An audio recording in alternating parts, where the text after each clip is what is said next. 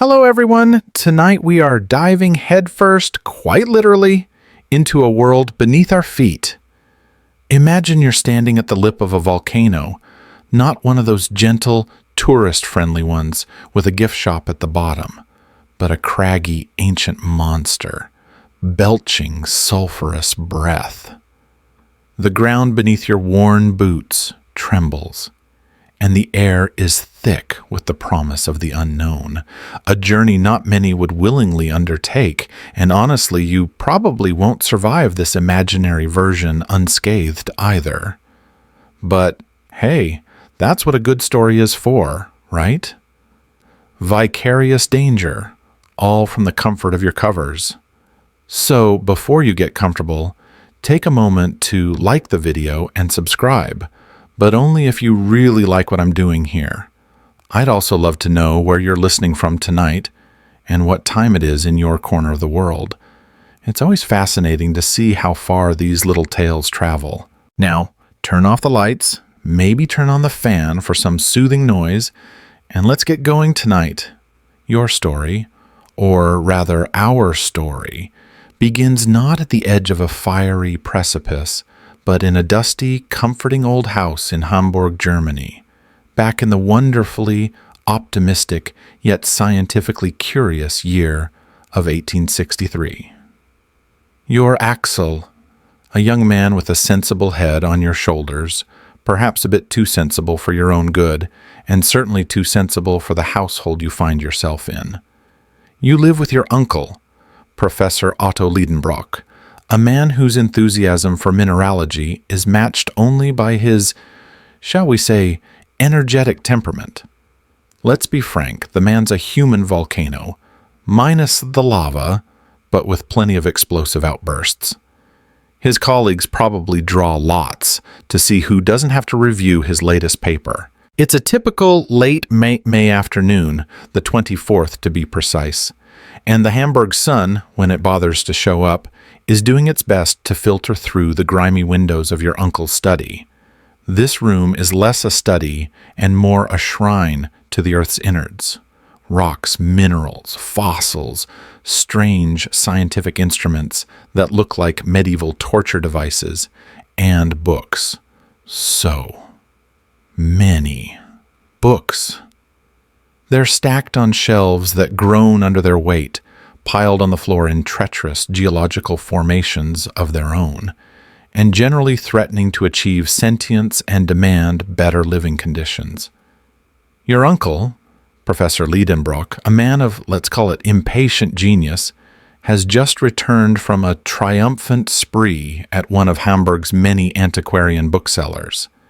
He's acquired a treasure, or so he claims with the booming voice he usually reserves for lecturing unfortunate students, or perhaps arguing with the cat about prime sofa real estate, if he had a cat, which he doesn't. Probably for the cat's safety, he's bustling about, a whirlwind of academic fervor, calling for you to come and admire his latest find. You, dear Axel, are a bit more cautious, a bit more reserved. You're used to these pronouncements.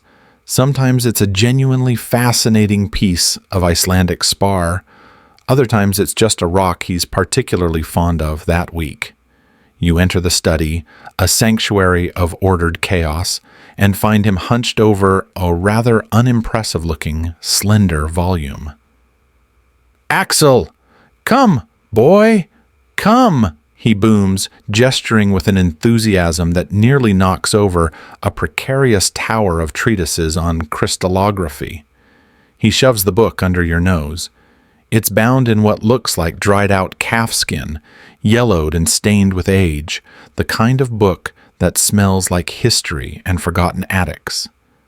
The title, barely legible in faded gilt lettering, is Heimskringla by Snorri Sturluson, a famous chronicle of the Norse kings. An important work, no doubt, but your uncle collects important works like some people collect stamps, or, in the modern era, novelty coffee mugs. What's so special about this one? "Look, Axel," he commands, his finger tapping a bookseller's label pasted inside the cover. a genuine first edition or near enough from the 12th century, printed in, well, not printed, of course, transcribed, an Icelandic original. He's practically vibrating with excitement, and you have to admit, it's a significant find. Snorri Sturluson was a hugely important figure in preserving Norse mythology and Icelandic history. Without him, we'd know a lot less about Thor's hammer-throwing antics or Odin's one-eyed wisdom. Historians still debate whether Sturluson was more of a poet compiling sagas or a genuine historian systematically recording events. Your uncle, however, isn't just admiring the historical significance or the vellum pages. He's a man of action, or rather a man of immediate and often rash investigation. He flips through the pages with a speed that makes you wince, fearing for the ancient binding. Then, something catches his eye, or rather, something flutters out from between the brittle leaves. A small piece of dirty, discolored parchment, no bigger than your hand, drifts to the dusty floor. It nearly gets lost among the fossilized trilobites and what you suspect might be a forgotten sandwich from last Tuesday.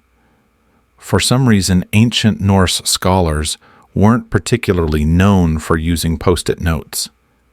You, being closer to the ground and generally more inclined to notice such things before they're trodden into oblivion, bend down to retrieve it. The parchment is stiff, almost like thin leather, and covered in strange, spidery markings. Not Latin, not Greek, not even the old German script your uncle sometimes forces you to decipher. These are runes, angular, mysterious, and utterly incomprehensible to you. It's funny, isn't it? Runes were once a practical alphabet used for everything from marking gravestones to, as some evidence suggests, writing everyday shopping lists. Nowadays, they just scream ancient secret or New Age gift shop. You hand the parchment to Professor Liedenbrock. He stares at it, his brow furrowed in intense concentration. The usual booming pronouncements cease. Silence descends upon the study, a silence so profound you can hear the dust mites holding their breath. He takes out his magnifying glass, a formidable contraption that makes his eye look like a surprised goldfish, and pores over the cryptic symbols. His excitement, which was already at a concerningly high level, seems to shift, to morph into something deeper, an obsessive glint you've learned to recognize, and frankly to dread slightly. Runes, he murmurs, his voice a low rumble. Runic script. But what does it say, Axel? What secret does this ancient hand wish to impart? And just like that, the slightly boring task of admiring an old book morphs into the beginning of something else. Something that prickles the back of your neck with a mixture of fear and, dare you admit it, a tiny spark of excitement. This isn't just another dusty academic puzzle. The way your uncle is cradling that parchment, the way his eyes are blazing, it feels different. This old book and its even older hidden message have just thrown a rather large, rune-inscribed rock into the quiet pond of your life. The ripples, you suspect, are going to be enormous and probably quite damp. You can almost hear the faint, distant grinding of tectonic plates. Or maybe that's just your uncle's stomach rumbling because he's forgotten lunch again in his academic fervor. Your uncle, the professor, snatches the parchment back as if you were about to use it to wipe up a spilled coffee, a heinous crime in his book-filled world. He spreads it flat on his cluttered desk, nearly sending a delicate astrolabe tumbling. For the next few hours, the study becomes a whirlwind of intense, almost silent activity, punctuated by grunts, sighs, and the frantic rustling of ancient tomes. Professor Lidenbrock, you see, is not a man to let a little thing like an indecipherable centuries-old runic script stand in his way. Oh, no. He's like a terrier with a particularly stubborn, cryptographically sealed bone. He tries comparing the runes to known alphabets, arranges them in different orders, and even attempts to read them backwards, forwards, and, you suspect, possibly even sideways with one eye closed while hopping on one foot. It's quite the performance, really. You half expect him to start consulting a Ouija board, or perhaps sacrificing a stale biscuit to the god of impenetrable codes. You, Axel, offer hesitant suggestions, mostly to show willing, because offering no help at all in the face of such academic fury is a recipe for a lecture that could curdle milk. Perhaps it's a substitution cipher, Uncle? You venture, remembering some basic principles of cryptography. He just glares, as if you've suggested the moon is made of green cheese. Though, to be fair, if you presented a reasonably compelling paper on lunar cheese composition, he'd probably consider it. His initial attempts are, to put it mildly, fruitless. He creates a jumble of letters that look more like a cat walked across a keyboard than any coherent message. You can practically see the steam beginning to rise from his collar. His approach to code breaking is rather like watching someone try to assemble complex IKEA furniture using only a picture of the finished product and instructions written in ancient Martian. There's a lot of force, a lot of conviction, but not necessarily a lot of progress. It's actually a historical fact that sophisticated ciphers have been around for millennia. The Spartans used a Cytale transposition cipher way back in the 5th century BC. So, the idea of a complex, coded runic message isn't entirely fantastical, though fitting it onto such a small piece of parchment is quite the feat of ancient micro-inscription. The script itself is fascinating. Runes, primarily derived from older Italic alphabets, were used by Germanic peoples from as early as the 1st or 2nd century AD. There are several different runic alphabets, or futharks, and the one on this parchment seems to be a curious mix. Linguists and historians continue to debate the exact pronunciation and phonetic values of certain runes, especially those found in more obscure or transitional scripts, which makes your uncle's job even harder. As evening approaches, casting long, dusty shadows across the room, your uncle, in a fit of pure, unadulterated frustration, slams his fist on the desk. The parchment, caught in the tremor, flutters upwards. You catch it, and as you do, you happen to be holding it up to the lamplight. You're turning it idly in your hands, your mind more on the dinner that Martha, your uncle's long-suffering cook, is probably preparing, when something catches your eye. You turn the parchment over. Nothing. Then you turn it again, and for some reason you look through it, holding it against the light. And there it is. Faint, almost invisible, but definitely there.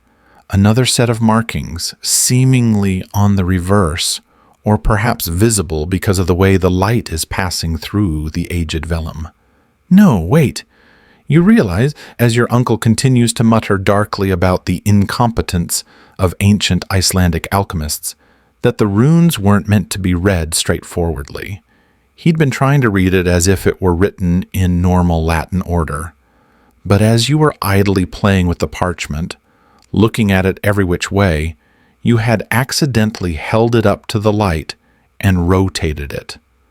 The letters, when viewed from the back and then read in reverse, with some allowances for being jumbled, begin to take a different shape. And then you remember your uncle holding the parchment in his hand earlier, idly fanning himself after one of his characteristic outbursts of physical exertion while thinking. He must have inadvertently revealed the key. "Uncle!" you exclaim, probably a little too loudly. Try reading it backwards, and what if some letters are Latin accidentally transposed? He scoffs, but he's desperate enough to try anything. He snatches the parchment, angles it to the light as you vaguely gesture, and begins to mumble, tracing the characters with a trembling finger. This time, instead of pure gibberish, words begin to form. Slow, halting, but definite words. It's written in Latin, but coded into runic script, and then, to add another layer of delightful obfuscation, the Latin words themselves are deliberately jumbled. It's like a treasure hunt designed by a particularly pedantic scholar with too much time on his hands.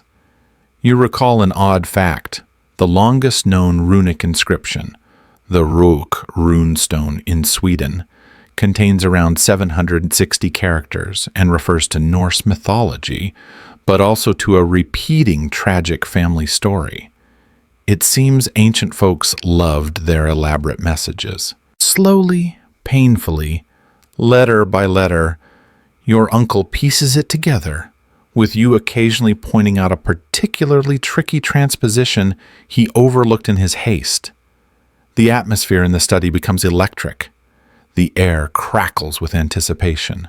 Finally, after what feels like an eternity of linguistic acrobatics, Professor Liedenbrock straightens up, his eyes blazing with a wild, triumphant light. He holds the parchment aloft like a sacred relic. "Axel," he says, his voice hoarse with emotion, "listen to this. Listen to the words of Arne Saknussemm." And he reads, "In sneffels joculis cratereni quem delibat umbra scartaris Julii intra calendas descende, audas viator et terrestre centrum attingis, quod ego feci, Arne Saknussemm," which, translated from its somewhat archaic Latin into plain English, means descend into the crater of Snæfellsjökull, which the shadow of Scartaris touches before the calends of July, bold traveler, and you will reach the center of the earth. "I have done it. Arne Saknussemm?" Silence. A profound, echoing silence. The center of the earth. It's not a metaphor, it's a destination. And this Arne Saknussemm, an Icelandic alchemist from the 16th century, whose name your uncle instantly recognizes as a brilliant but controversial figure, claims to have been there. Your sensible mind reels. This is madness. Utter, complete, and probably quite dangerous madness. But your uncle? Oh, he's not seeing madness. He's seeing glory. He's seeing the ultimate scientific conquest. He's probably already picturing the ticker tape parade and the hastily renamed Liedenbrock Sea, before you can even begin to articulate the 1,001 very good reasons why this is a terrible idea, starting with, "It's the center of the earth, uncle, not a weekend trip to the seaside." He's already in motion. "Axel, pack, we leave for Iceland at once." And thus begins the most chaotic packing montage imaginable. Your uncle, with the single-minded focus of a heat-seeking missile, starts barking orders. Ropes, climbing irons, scientific instruments of every conceivable and some inconceivable variety, lamps, batteries, the primitive sort, of course, Bunsen cells likely to leak acid everywhere, concentrated food extracts, a portable medicine chest, and, for reasons that escape you, an enormous quantity of cordage. You try to inject a note of caution, suggesting perhaps a slightly more considered approach, maybe a nice cup of tea first. He dismisses your concerns with a wave of his hand. There's no time for tea when the Earth's core awaits. The next 48 hours are a blur of frantic preparation, a whirlwind of lists, purchases, and your uncle generally behaving like a man possessed. You just know this is going to end with you stuck in a very dark hole somewhere, wishing you'd paid more attention in your geology classes, or perhaps taken up a less stressful hobby like competitive snail racing.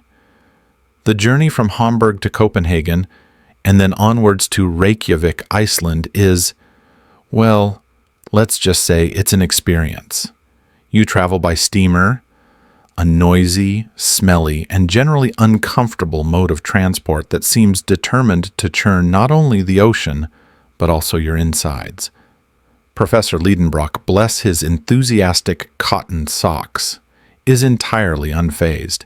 He spends most of the voyage poring over maps of Iceland, occasionally letting out triumphant bellows as he identifies a landmark mentioned, however obscurely, in some ancient saga. He also uses the time to try and teach you some basic Icelandic, a language that, to your ears, sounds like someone gargling gravel while simultaneously trying to yodel. Your progress is, shall we say, modest. You mostly manage to master a pained smile and a sort of all-purpose nodding gesture. There's a persistent debate among linguists, you recall reading somewhere, about how closely modern Icelandic resembles Old Norse. The consensus is that it's remarkably conservative, one of the closest living languages to the tongue of the Vikings. So, in theory, if you met a Viking, you could probably ask him where the nearest blacksmith is, assuming your pronunciation wasn't too horrifying. The professor, of course, has no such difficulties. He seems to absorb languages like a particularly absorbent and very loud sponge. He's already picturing himself conversing fluently with the descendants of Arne Saknussemm, possibly about the best way to ventilate a planet. You, meanwhile, are more concerned with keeping your breakfast down and wondering if you packed enough seasickness remedies. It's an odd historical fact that seasickness was a major problem for navies and travelers for centuries, and proposed cures ranged from drinking seawater, don't try that, to lying on a bed of fresh turf brought on board. Not exactly practical for a long voyage. You find yourself idly wondering if anyone ever tried carrying a small, personal sheep onto a ship just for emotional support. Probably not. Iceland, when you finally arrive, is striking. And by striking, you mean stark, desolate, and overwhelmingly gray. Reykjavik in 1863 isn't exactly a bustling metropolis. It's a small, quiet town of wooden houses, clustered on a treeless plain under a vast, often overcast sky. The air is cold, even in early June, and carries the faint but persistent smell of sulfur and fish. Not exactly the glamorous gateway to a subterranean wonderland you might or might not have pictured. More like the kind of place you'd go if you really wanted to be alone with your thoughts, or perhaps your geological samples. Professor Liedenbrock, however, is in his element. He strides through Reykjavik like a conquering hero, oblivious to the curious stares of the locals. He's on a mission. He needs equipment, provisions, and most importantly, a guide. Because while he might be a genius in the laboratory and a fearless theorist, even he concedes that navigating the wild, volcanic landscapes of Iceland might require a little local expertise. He wouldn't want to accidentally descend into, say, a particularly large sheep dip instead of the Earth's core. That would be embarrassing. Your search for a guide leads you to the home of one Hunter Friedrichsson, a local natural history enthusiast and, by Icelandic standards, quite the scholar. He's initially, and understandably, skeptical of your uncle's plan. Descend into Snæfellsjökull, to the center of the Earth? He looks at Professor Liedenbrock as if he's just announced his intention to fly to the moon using only a kite and a strong southerly wind. The scientific community of the 19th century had various theories about the Earth's core, Some thought it was molten, others hollow, and a few even posited it might contain, well, another world. Your uncle is clearly a subscriber to the more adventurous, if less scientifically mainstream viewpoints. H.R. Friedrichsen, however, despite his reservations about the ultimate goal, is intrigued by Arne Saknussemm. The name commands respect, even awe. Saknussemm, he explains, was a man of great learning, but also a figure shrouded in controversy, accused of heresy for his unconventional studies.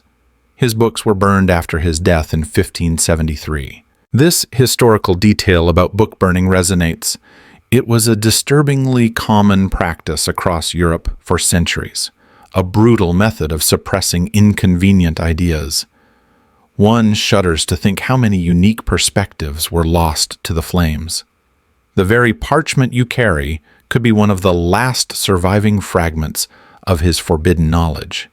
It is H.R. Friedrichsen who eventually recommends a guide for your perilous undertaking.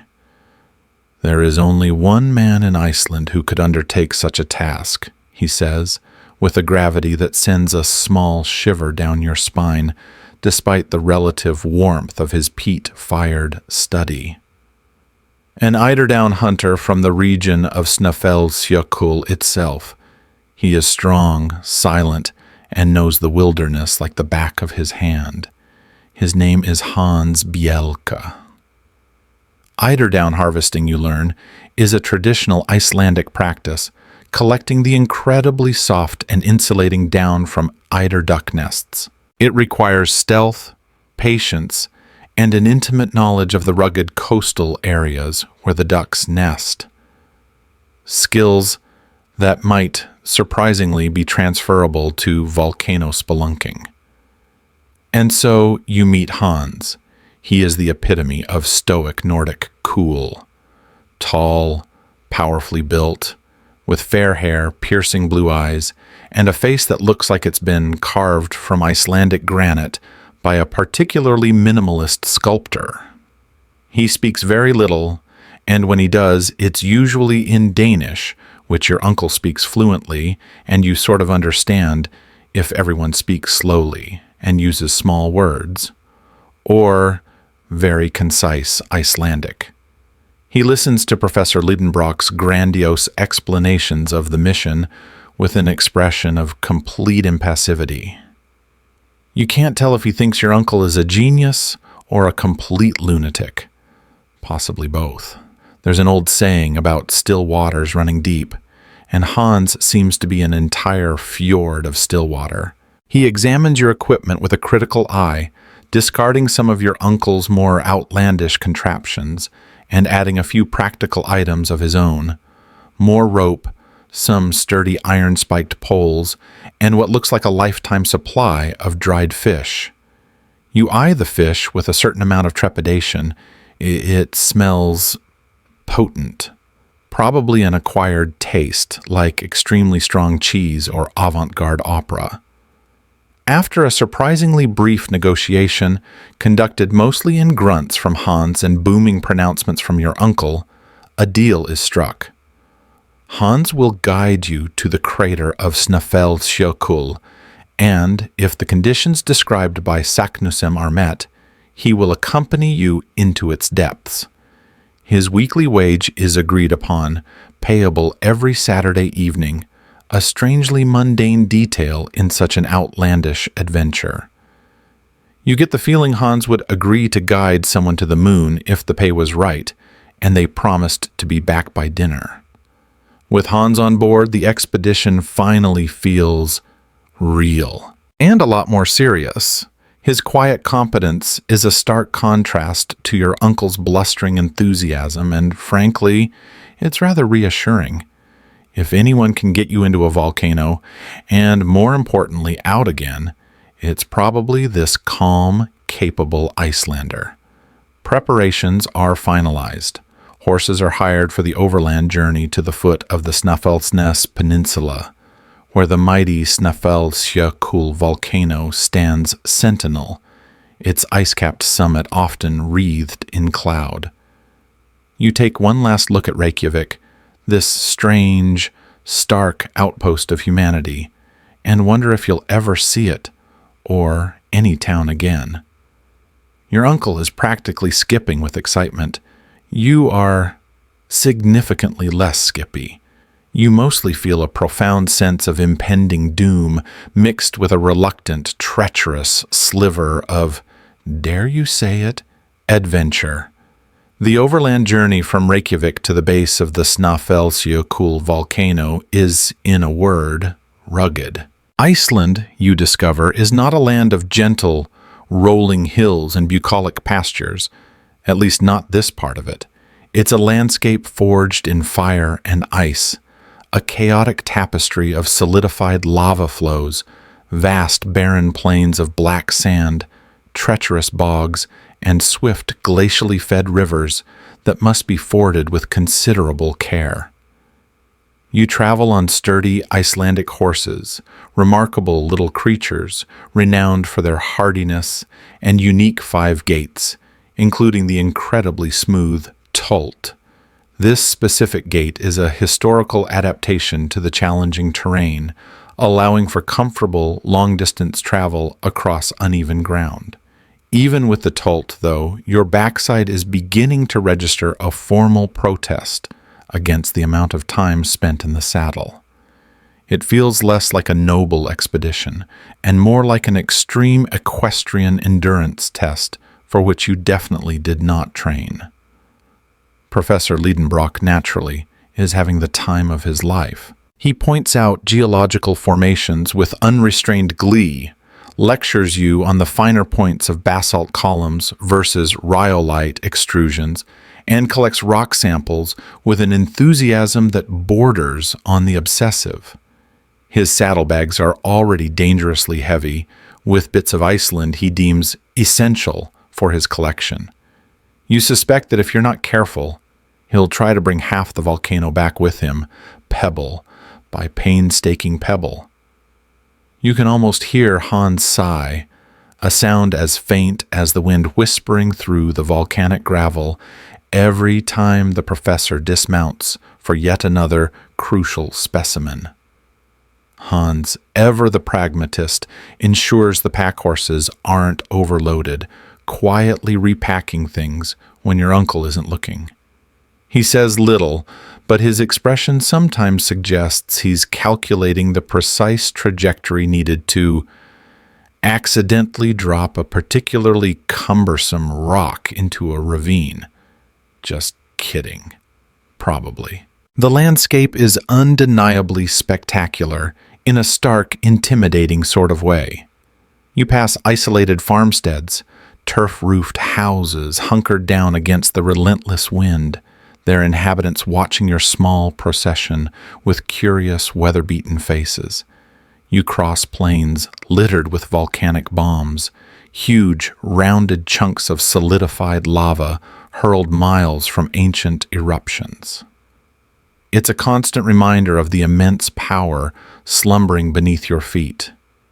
An odd fact for you, Iceland sits astride the mid-Atlantic ridge, where the Eurasian and North American tectonic plates are actively pulling apart. This makes it one of the most geologically active places on Earth, with frequent earthquakes and volcanic eruptions. It's essentially a geological work in progress, and you're riding right through the construction site. It's a miracle anything manages to grow here at all. Yet hardy mosses, lichens, and resilient wildflowers cling to life in sheltered nooks. Your destination, the Snæfellsjökull volcano, dominates the western horizon as you travel up the Snæfellsnes Peninsula. It's a magnificent, awe-inspiring sight, a vast glacier-capped stratovolcano rising nearly 5,000 feet directly from the sea. Its name, Snow Mountain Glacier, is perfectly apt. Even in the middle of summer, its upper slopes are cloaked in eternal ice and snow. The closer you get, the more imposing it becomes, a silent white giant brooding over the desolate landscape. It's famous in Icelandic sagas, a place of mystery and power, and now for you, it's the gateway to an unimaginable journey. It's hard not to feel a sense of insignificance standing in its shadow. You reflect that mountain climbing as a recreational activity was still relatively niche in the 1860s. For most people, mountains were obstacles, not challenges to be conquered for fun. The idea of climbing a volcano to then descend into it would have seemed doubly bizarre to the average Victorian. You reach the small village of Stapi, nestled at the foot of the volcano, your last outpost of anything resembling civilization. It's a tiny fishing hamlet, windswept and smelling strongly of the sea and drying cod. Here, you make your final preparations. Your uncle is practically buzzing, his energy level somehow increasing with the altitude and the proximity to his goal. You, on the other hand, are contemplating the distinct possibility that Arne Saknussemm was either a brilliant madman or a particularly imaginative storyteller who never actually went anywhere near the Earth's core, but enjoyed a good practical joke on future generations of over-enthusiastic geologists. Historians still debate the true nature of many historical alchemists. Were they proto-scientists, mystics, charlatans, or a complex blend of all three? Saknussemm seems to fit the bill for complex blend. The time has come. The kalends of July are approaching, Saknussemm's cryptic deadline. According to his instructions, only when the shadow of the peak Scartaris touches a specific crater at midday during the last days of June will the entrance to the passage be revealed. Scartaris is one of the many minor peaks on the sprawling summit of Snæfellsjökull. Your uncle has studied maps and astronomical charts with feverish intensity, calculating the exact date and time. It's all very dramatic, like waiting for a solar eclipse to reveal a hidden treasure map, only with more frostbite potential. The ascent begins. It's arduous, slow, and bitterly cold. The lower slopes are a jumble of jagged lava rocks and loose scree. Higher up, you reach the snowline, and the going becomes even tougher, trudging through deep snowdrifts and across slippery ice fields. Hans leads the way, his movements economical and sure-footed, testing each step with his iron-tipped pole. He seems impervious to the cold and the exertion. Your uncle, fueled by an almost manic excitement, pushes relentlessly onward, surprisingly agile, for a man of his academic, rather than athletic, build. You, Axel, bring up the rear, feeling rather less agile, and considerably more like a pack animal laden with ropes, instruments, and a growing sense of foreboding. Your nose is freezing, your fingers are numb, and you're fairly certain your ears are about to snap off. Why couldn't Saknussemm have chosen a nice, warm volcano in, say, Hawaii? A little lava luau, perhaps? After what feels like an eternity of upward slogging, you reach the summit area, a desolate, wind-swept plateau of snow and ice, dotted with various craters. It's a breathtaking view, the entire Snæfellsnes Peninsula spread out below you, the vast Atlantic Ocean stretching to the horizon.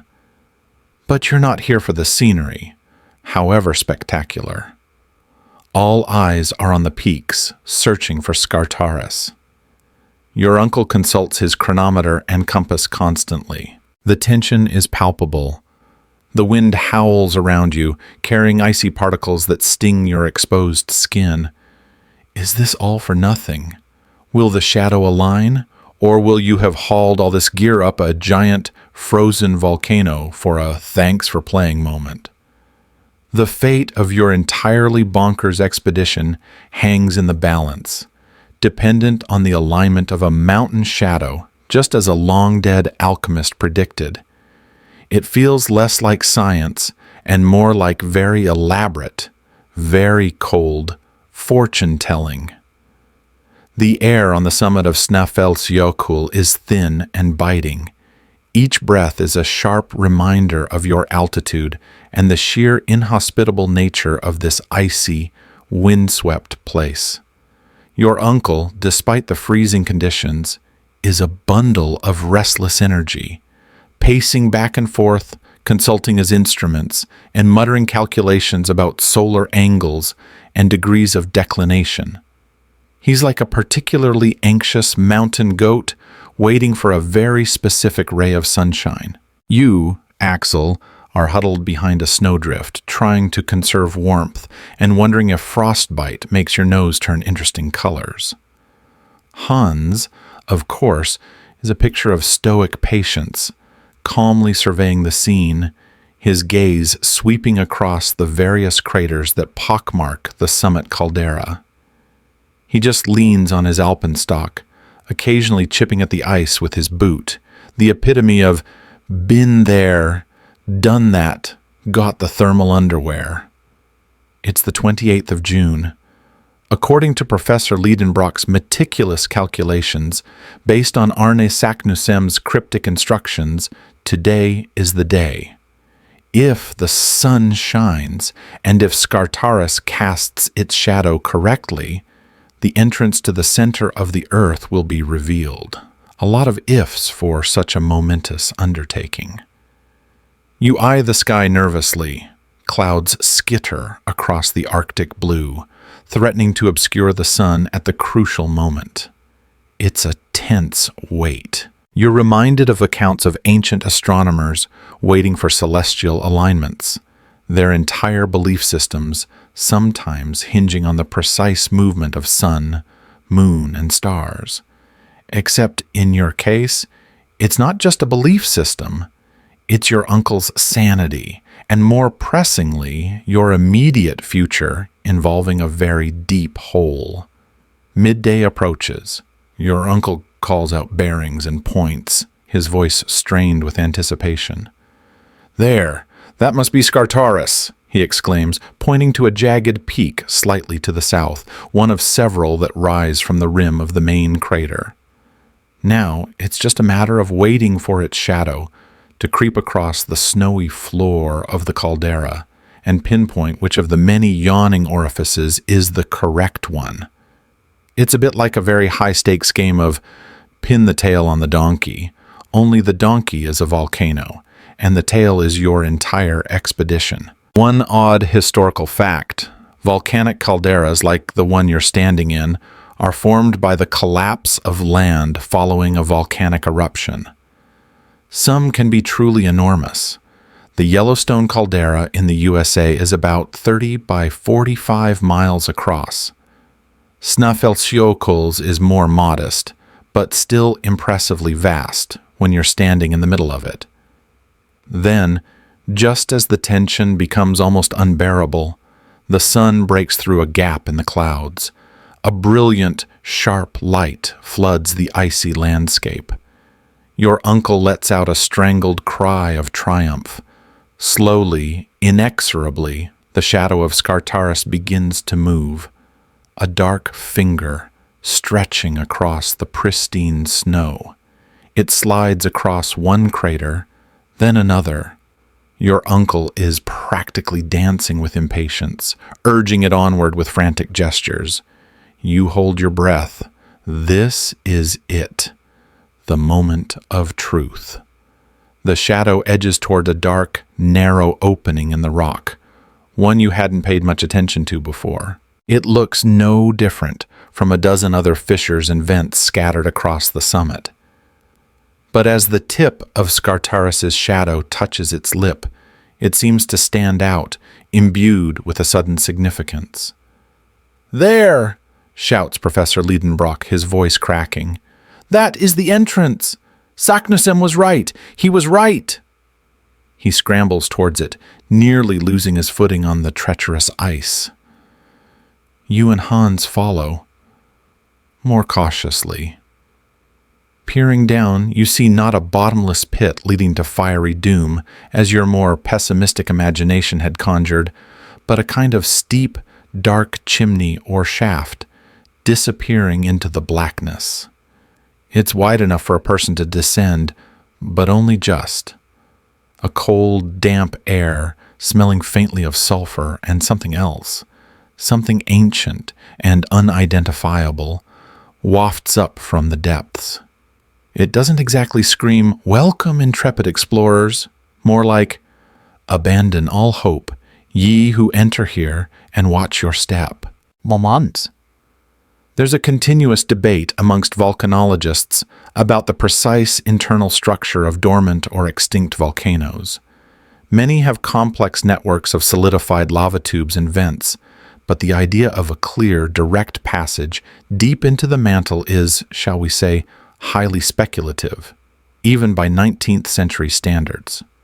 Without a moment's hesitation, Professor Liedenbrock starts uncoiling ropes. "Hans! Axel! Prepare for the descent!" he commands, his eyes blazing with an almost terrifying zeal. You look at Hans. His expression is, as usual, unreadable. He calmly checks the ropes, tests the anchor points around a sturdy outcrop of rock, and prepares the harnesses. He's all business, this Icelander. If he has any doubts or fears, he keeps them locked away tighter than Fort Knox. You, however, are a veritable open book of apprehension. Your stomach is doing gymnastics that would impress an Olympian. You're about to voluntarily climb into a dark hole in the top of a volcano, based on a coded message from a 16th century alchemist of dubious repute. This is not, by any stretch of the imagination, a sensible career move. Maybe you should have stuck to cataloging your uncle's fossil collection. At least fossils don't usually involve vertical drops into the unknown. The professor, ever impatient, insists on going first. He's practically vibrating with the need to be the first man since Saknussemm to tread this unholy path. He secures himself in the harness, gives a curt nod, and with a final triumphant, "To the center of the earth," he swings himself into the abyss and begins to rappel downwards, disappearing into the gloom. His voice echoes up, muffled and strange. "It is magnificent. Come, Axel, don't dawdle." You swallow hard. Your palms are sweating, despite the icy air. Hans gestures for you to go next. He gives you a look that might, in a more expressive man, be mistaken for encouragement, or perhaps pity. You take a deep breath, mutter a silent prayer to any deity who might be listening, and hopefully has some jurisdiction over subterranean misadventures, and step off the edge. The darkness envelops you almost immediately. The only light comes from the small oil lamp attached to your helmet, casting flickering, inadequate shadows on the rough rock walls of the chimney. The descent is steep, almost vertical in places. You scrape against the rock, your knuckles raw, your muscles straining. The rope, expertly managed by Hans from above, is your only lifeline. Below, you can occasionally see the faint glimmer of your uncle's lamp, a tiny firefly in an immense blackness. Above, the patch of sky visible at the mouth of the chimney shrinks with every foot you descend, a distant, mocking reminder of the sunlit world you've left behind. The silence is profound, broken only by the scrape of your boots, the creak of the rope, and your own ragged breathing. It's a descent into the primordial, a journey into a place mankind was clearly not meant to go. You can't help but feel a primal fear, the kind that lurks in the oldest parts of your brain, whispering warnings about dark places and things that dwell beneath the surface. For a brief, terrifying moment, you wonder if this whole center of the earth thing is just a clever euphemism for being buried alive. Down, down, down you go, into the cold, silent belly of Snæfellsjökull. The volcanic chimney seems endless. Hours pass, or at least you think they do. Time takes on a strange, elastic quality in the unrelenting darkness, marked only by the ache in your muscles and the growing gnawing in your stomach. Your helmet lamp casts a feeble, bobbing circle of light on the rough-hewn rock walls, revealing jagged protrusions, damp patches glistening with moisture, and occasionally strange mineral veins that shimmer briefly as you pass. It's like being swallowed by some colossal stone serpent, slowly making your way through its gullet. The air grows warmer, much to your surprise.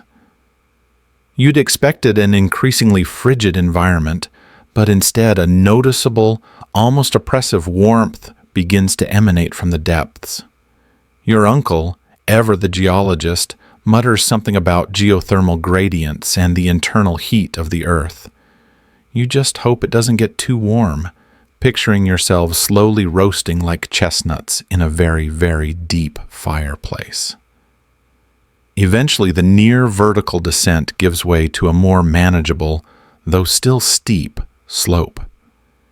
You find yourselves in a vast lava tube, a natural tunnel formed by flowing magma countless eons ago.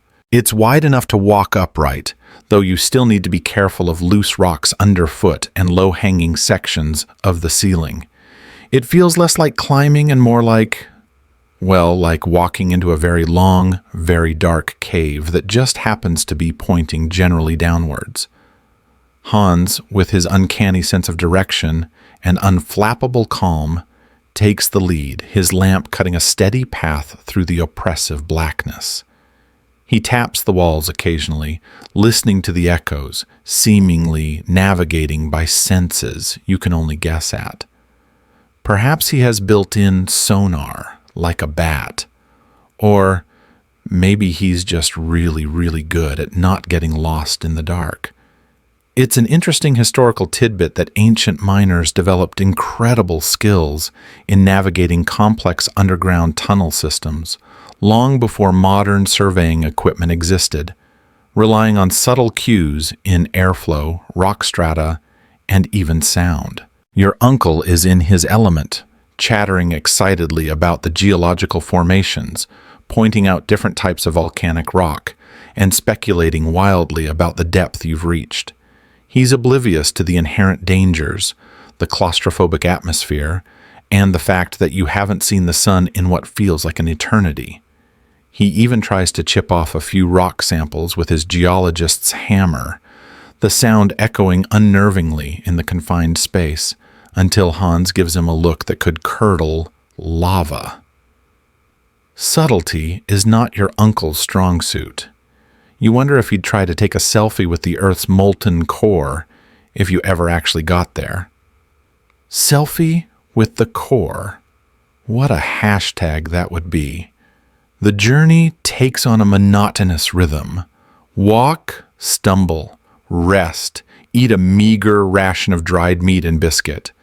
The Icelandic dried fish, you are sad to report, is just as pungent underground as it was on the surface. Drink sparingly from your water flasks, and then walk again. Your initial supply of water, though carefully managed by Hans, is finite. This becomes your primary concern, a growing anxiety that gnaws at you more insistently than the hunger. You're deep underground, with no obvious sources of replenishment. Your uncle, lost in his scientific reverie, seems to believe water will simply manifest itself when needed, perhaps through sheer force of academic will. You are less optimistic. You remember stories of lost explorers driven mad by thirst, a far more terrifying prospect than any mythical subterranean monster. Days blur into one another. You mark their passing by the number of times you stop to rest and eat. The darkness is absolute, broken only by your lamps. The silence is equally profound, a heavy, pressing weight, occasionally disturbed by the drip of water somewhere in the unseen distance, a tantalizing, frustrating sound, or the distant rumble of what might be seismic activity, or perhaps just your stomach complaining about the lack of variety in the diet. You start to feel the psychological effects of sensory deprivation, the endless dark, the monotonous environment. It's disorienting. You find yourself half expecting to see Gollum scuttling around a corner, muttering about his precious. The only precious thing on your mind, however, is a tall, cool glass of water. Then, disaster strikes in a quiet, undramatic way that is somehow more terrifying than a sudden rockfall. You reach a fork in the tunnel. Two passages diverge, looking almost identical in the flickering lamplight. Which way to go? Arne Saknasem's instructions, so specific about the entrance, offered no guidance on navigating the labyrinth beneath. Your uncle, with his usual supreme confidence, consults his compass, which, you belatedly realize, is behaving erratically this deep underground, likely due to magnetic interference from the iron-rich rocks. There is much debate about the precise nature of the Earth's magnetic field and how it might behave at great depths. Some 19th century theories were quite wild, involving multiple magnetic poles or even currents of magnetic fluid. None of this helps you choose between left or right. Professor Liedenbrock, after a moment of theatrical deliberation, points decisively down the eastern tunnel. This way! The geology feels more promising, he declares, as if the rocks themselves are whispering directions to him. Hans says nothing, his face unreadable, but you see a flicker of something in his eyes. Doubt? Resignation? Or maybe he's just wondering if there's any dried fish left. You follow your uncle down the chosen path. For a while, it seems promising. The tunnel slopes gently downwards, the air remains breathable. But then, the passage begins to narrow. It twists and turns, forcing you to stoop, then to crawl. The encouraging warmth you'd felt earlier disappears, replaced by a damp, chilling cold. And, most worryingly, the signs of Arne Saknasem's passage, occasional scratches on the rock, a discarded piece of equipment, or so your uncle had optimistically claimed about a strangely shaped pebble, have vanished. After what feels like another full day of increasingly difficult travel, you reach a dead end, a solid wall of rock, no way forward, no way around. Your uncle stares at it in stunned disbelief, his usual ebullience momentarily deflated. Impossible, he sputters. My calculations... The stratigraphy, it must be here. But it isn't. You've taken a wrong turn, a very, very wrong turn. The realization sinks in with chilling clarity. You are lost, deep within the earth, in a maze of volcanic tunnels, with dwindling supplies and no clear way back to the correct path. And then the professor makes a pronouncement that drains the last vestiges of hope from your already weary soul. My dear Axel, he says, trying for a tone of nonchalant scientific inquiry that doesn't quite mask the underlying panic, it appears our water supply is critically low. Critically low, you soon discover, means almost entirely gone. Each of you has perhaps half a flask left, enough for a few more hours at best. The thirst, which had been a background worry, now becomes an all-consuming, terrifying reality. You are trapped in the dark, miles from anywhere, and rapidly running out of the one thing essential for life. This is no longer an adventure. It's a desperate struggle for survival. The news of the dwindling water supply hangs in the damp, oppressive air of the dead-end tunnel like a physical weight. Your uncle's forced optimism crumbles into a grim silence. Even his usual bombast is quenched by the stark reality of your situation. You are lost, deep underground, and dying of thirst. It's a primal fear, the kind that bypasses intellect and strikes straight at the instinct for survival. Your throat is already dry, your tongue feels thick, and every swallow is a conscious effort.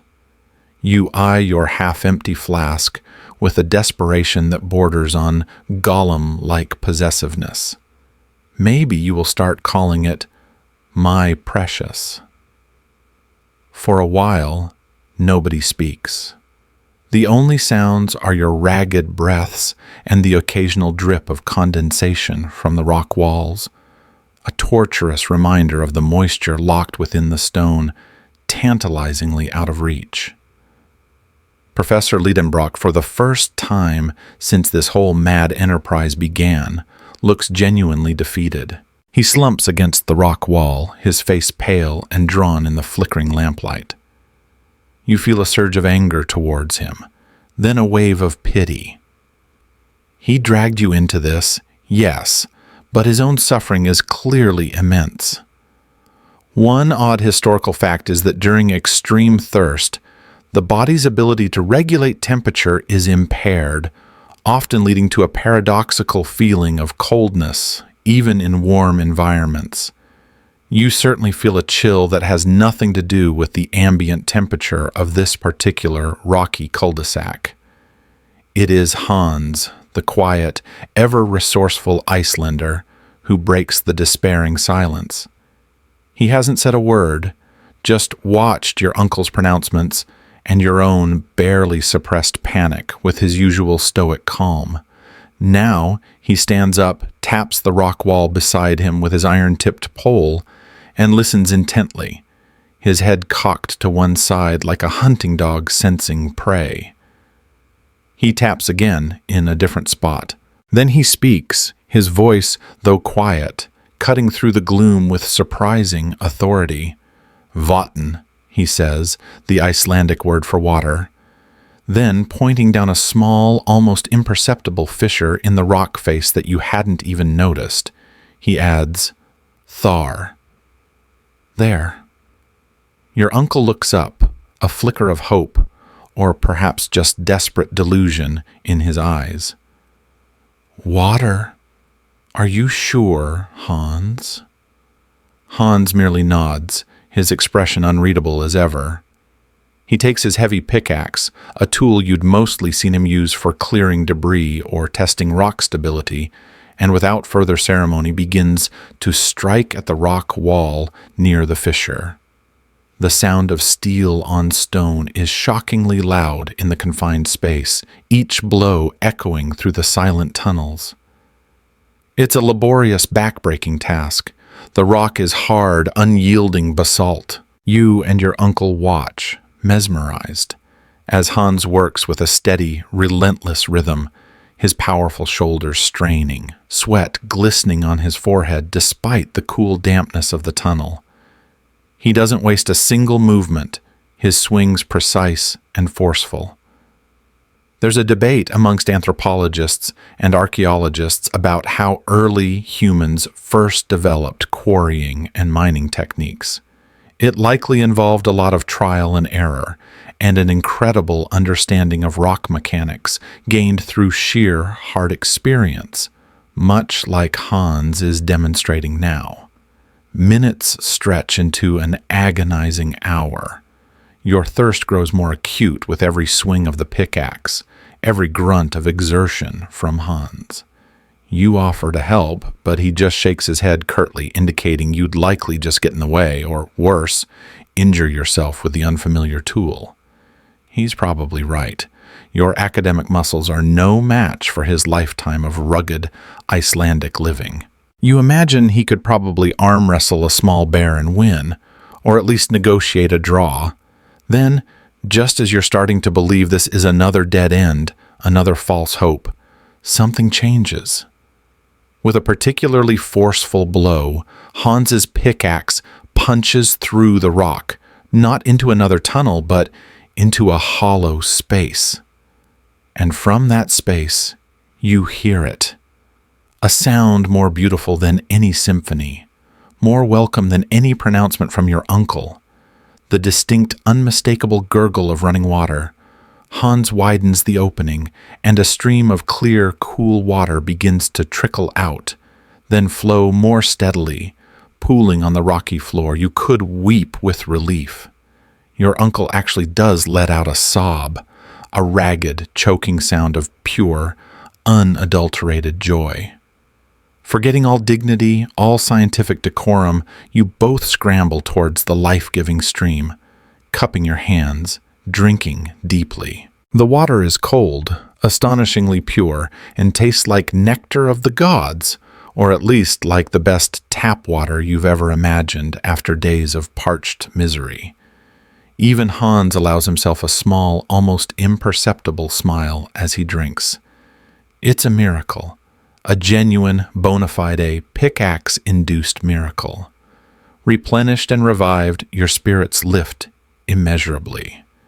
The oppressive despair is replaced by a renewed, if cautious, optimism. While you drink and refill your flasks, Hans investigates the source of the water. He disappears into the opening he created, lamp in hand, and returns a few minutes later. He explains in his usual concise fashion that he has found not just water, but a small underground stream, flowing parallel to the tunnel you were in, but hidden behind a thin wall of rock. And more importantly, this stream seems to be flowing in the general direction that Arne Saknasem's route should have taken. It appears your wrong turn wasn't entirely wrong. It just took you on a very thirsty scenic detour next to the right path. With Hans once again in the lead, you follow the course of this newly discovered subterranean river. The going is easier now, the gentle murmur of the water, a comforting presence beside you. It's almost like the earth itself is guiding you, providing sustenance and a path. You even make a light-hearted comment to your uncle about listening to the rocks, and he actually chuckles, a rare and welcome sound. The stream is quickly dubbed the Hansbach by Professor Liedenbrock in honor of its discoverer. Hans receives this accolade with his customary stoicism, though you think you see a flicker of pride in his eyes. Or maybe it's just a trick of the lamplight. After several more hours of walking beside the Hansbach, you come across something that makes your heart leap. Scratched into the rock wall, faint but undeniable, are two elegantly carved runic letters, A.S. Arne Saknasem. He came this way. You are back on the true path. The relief is immense. It seems your accidental detour and Hans's incredible find have not only saved your lives, but also put you back on track for your ludicrously ambitious destination. The journey to the center of the earth is back on, albeit with slightly damper socks and a newfound appreciation for Icelandic ingenuity and the simple miracle of H2O. With the discovery of Arne Saknasem's initials and the life-giving Hansbach River flowing merrily alongside you, a renewed sense of purpose, and perhaps a touch of actual confidence, infuses your little party. The path is clearer now, the way illuminated not just by your lamps, but by the subtle clues left by your 16th century predecessor. Occasionally you spot another faint carving, a strategically placed stone, or a section of tunnel that seems to have been deliberately widened. It's like following a geological breadcrumb trail laid out centuries ago. Your uncle, Professor Liedenbrock, is in transports of delight, pointing out every tiny sign with the enthusiasm of a child on a treasure hunt. He even starts giving impromptu lectures on Saknasem's probable state of mind and possible lunch choices during his original journey. You half expect him to declare that a particularly lumpy bit of guano is actually fossilized Icelandic jerky from the 1500s. The descent continues steadily, relentlessly. You are now miles beneath the surface of Iceland, far deeper than any mine shaft, deeper than any natural cave system known to 19th century science. The ambient temperature continues to rise, but it's a dry, bearable heat now, no longer the oppressive, damp warmth you experienced earlier. The air remains surprisingly fresh, circulating through the vast network of tunnels, a fact that your uncle attributes to complex, unseen ventilation shafts and perhaps even undiscovered volcanic processes.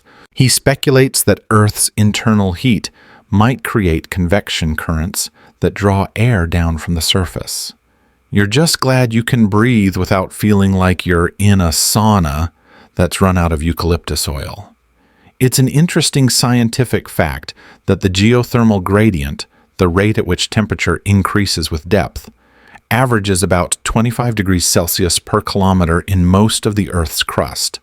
If this gradient held true all the way down, the center would be impossibly hot. Clearly, something different is at play here, or saknussemm, and now you have found a geological anomaly. As you venture deeper, the nature of the rock surrounding you begins to change. The dark, familiar basalt of the upper layers gives way to granite, then to gneiss, and then to layers of schist shimmering with mica. Your uncle is ecstatic, chipping off samples with renewed vigor, Hans having apparently decided that a few small pebbles are an acceptable price for keeping the professor happy. He identifies fossils of extinct marine life embedded in sedimentary layers that, according to accepted geology, should be thousands of feet higher. Trilobites, ammonites, the delicate tracings of ancient seaweed, all perfectly preserved, as if they were entombed only yesterday. It's a geologist's dream, a library of Earth's history laid bare. There's an ongoing academic debate, even today, about the precise mechanisms and conditions that allow for exceptional fossil preservation, like that found in Burgess Shale or the Solnhofen limestone. What you're seeing rivals those famous sites, but it's all deep underground. One afternoon, or what you perceive as an afternoon, given the perpetual twilight of your lamps, you enter a cavern of truly breathtaking beauty. It's a vast grotto, its walls and ceiling encrusted with gigantic crystals. Quartz, feldspar, amethyst, they glitter and flash in your lamplight, throwing rainbows across the immense space. Some crystals are as thick as your body and taller than Hans. It's like stepping into a giant geode, a natural cathedral of minerals. Your uncle stands speechless for a full minute, a rare occurrence, before letting out a whoop of pure scientific ecstasy. He declares it the Leidenbrock Gallery of Wonders, and you don't even have the heart to make a sarcastic comment about his modesty. It truly is wondrous. You can't help but feel a sense of awe at the power and artistry of nature, capable of creating such beauty in the deepest, darkest corners of the planet. You idly wonder how much one of those giant amethyst crystals would fetch at a Sotheby's auction. Probably enough to retire comfortably and never go near a volcano again. Beyond the crystal grotto, the tunnels open up even further. You begin to encounter evidence of prehistoric life on a scale that defies belief. You find a petrified forest, the massive trunks of colossal, unknown trees turned to stone, their intricate bark patterns perfectly preserved. Further on, you stumble into a veritable boneyard.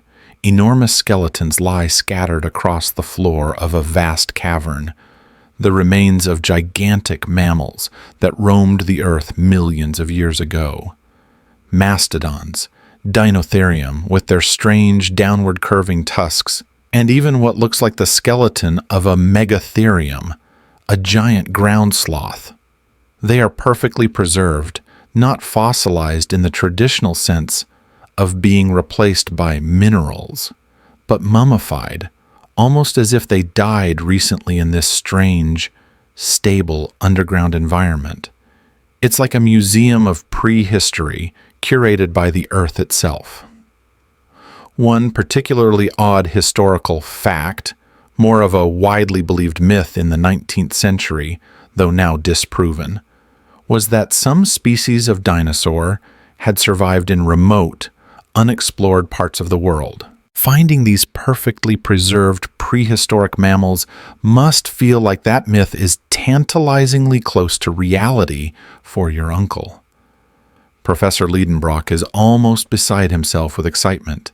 He scrambles among the bones, identifying species, measuring femurs, and generally behaving like a child in the world's biggest, oldest candy store. He keeps muttering about antediluvian life and a world untouched by the flood.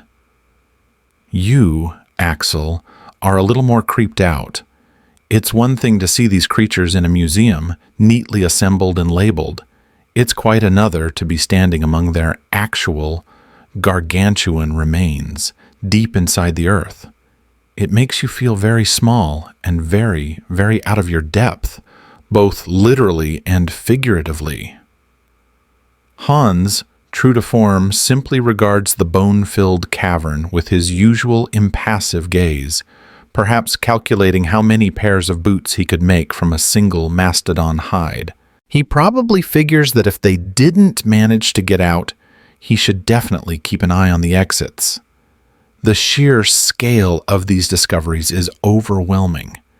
You are rewriting the book on geology and paleontology with every step you take. The scientific implications are staggering. If these wonders exist, what else might you find as you descend further? The journey, which began as a possibly foolhardy quest based on an old coded message, is now undeniably yielding results that will shake the scientific world to its foundations.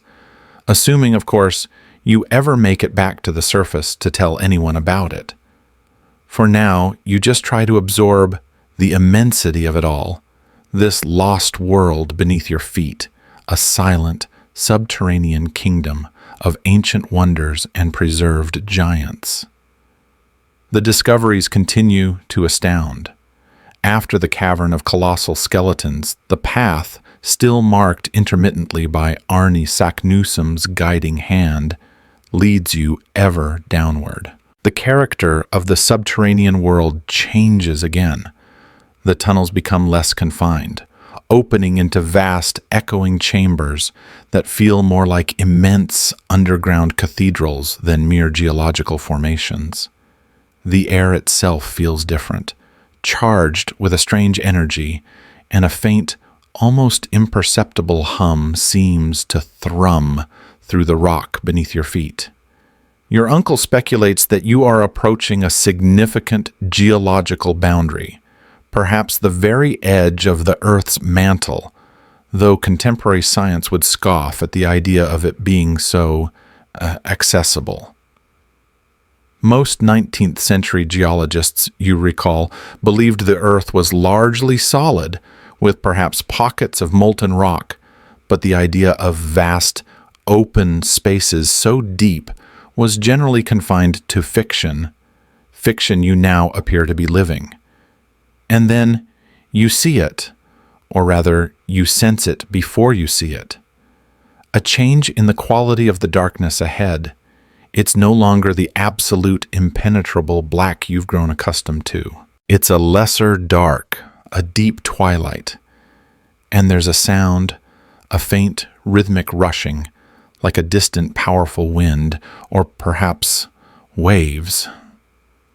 Your pace quickens, a mixture of excitement and trepidation propelling you forward. Even Hans seems to show a flicker of anticipation, his usual measured stride lengthening almost imperceptibly. Professor Liedenbrock is practically vibrating, muttering, "Impossible! It cannot be! And yet, the indications—" You emerge from a relatively narrow passage onto a rocky overhang, and the sight that greets you stops you dead in your tracks, snatching the breath from your lungs. Below you, stretching as far as the eye can see in the eerie, diffuse light, is an ocean. A vast, seemingly boundless underground sea, its surface gently rippling, small waves lapping against a desolate, rocky shoreline. It's not dark like a moonless night on the surface world. Instead, the entire cavern, for it must be a colossal cavern, a hollow world within the world, is illuminated by a strange, pale, and remarkably consistent light. It seems to emanate from the very air itself, or perhaps from the impossibly high cloud-like ceiling far, far above. There is no sun, no moon, yet everything is bathed in this soft, uniform glow like a perpetual, overcast day. You think of the aurora borealis, how it can light up the Arctic night, but this is different, steadier, more pervasive. This is what electricity might look like if it were a permanent atmospheric condition. Your uncle lets out a sound that is half gasp, half triumphant roar. "The Liedenbrock Sea," he proclaims, his voice echoing in the immense space. "I shall name it so. We have found Saknussemm's ocean." He's practically incandescent with glee. You, Axel, are simply stunned into silence. An ocean. Inside the earth, it beggars belief. It overturns every known principle of geology, physics, and common sense. Yet, there it is, its water stretching to a misty, indistinct horizon. It's one thing to read about such wonders in a fantastical novel. It's quite another to be standing on the shore of one. You can't help but laugh, a slightly hysterical sound. It's also wonderfully, terrifyingly absurd.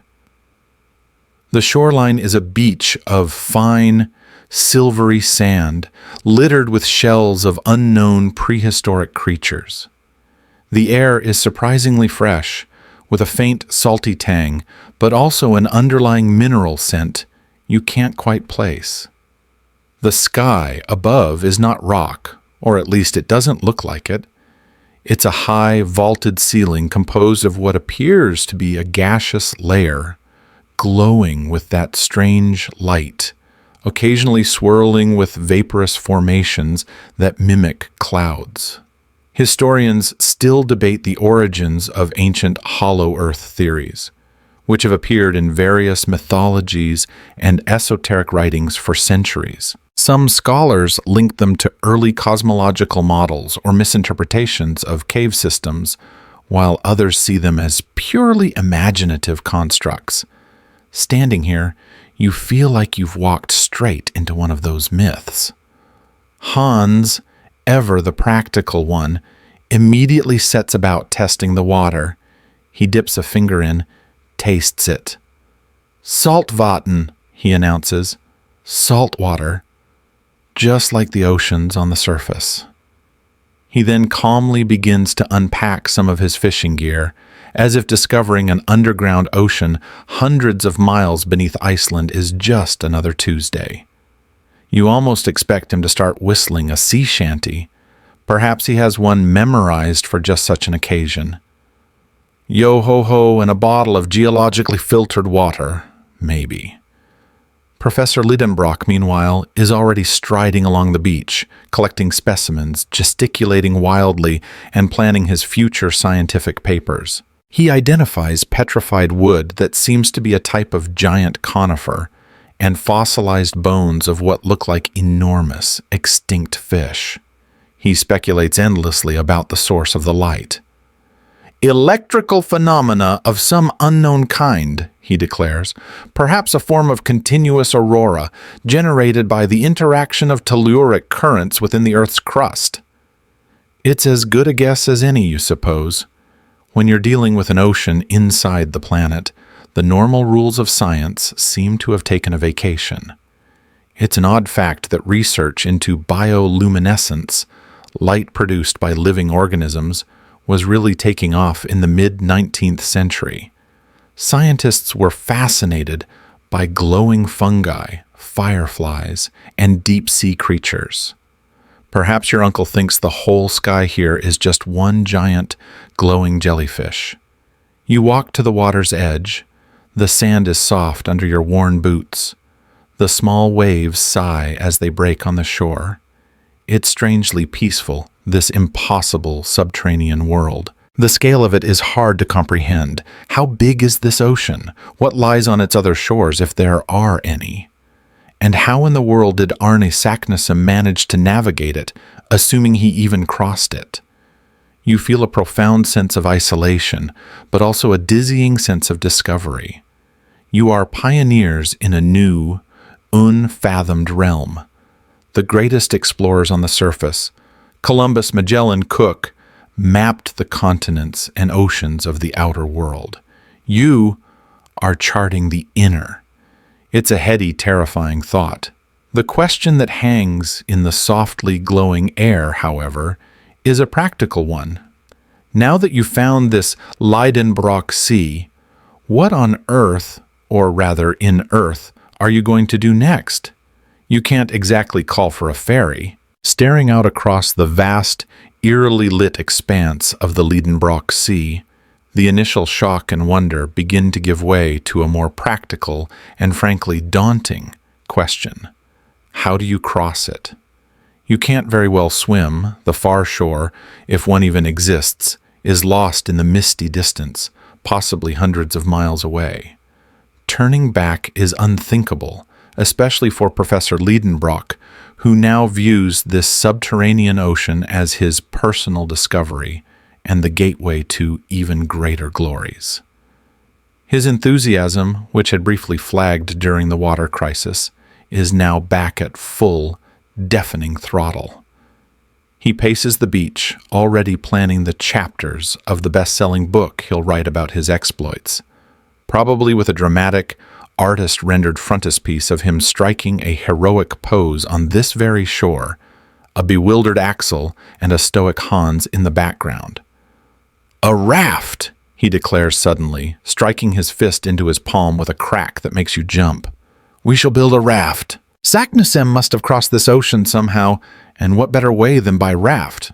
There's plenty of timber." He gestures towards the piles of petrified, or rather, as you now realize, semi-mineralized and incredibly dense, wood that lines the shore, remnants of the giant prehistoric forests you encountered earlier. It's not exactly prime boat-building material. You eye the heavy rock-like logs with considerable skepticism. It's one thing for wood to float when it's, well, wood. It's quite another when it seems to have spent a few millennia aspiring to become a geological exhibit.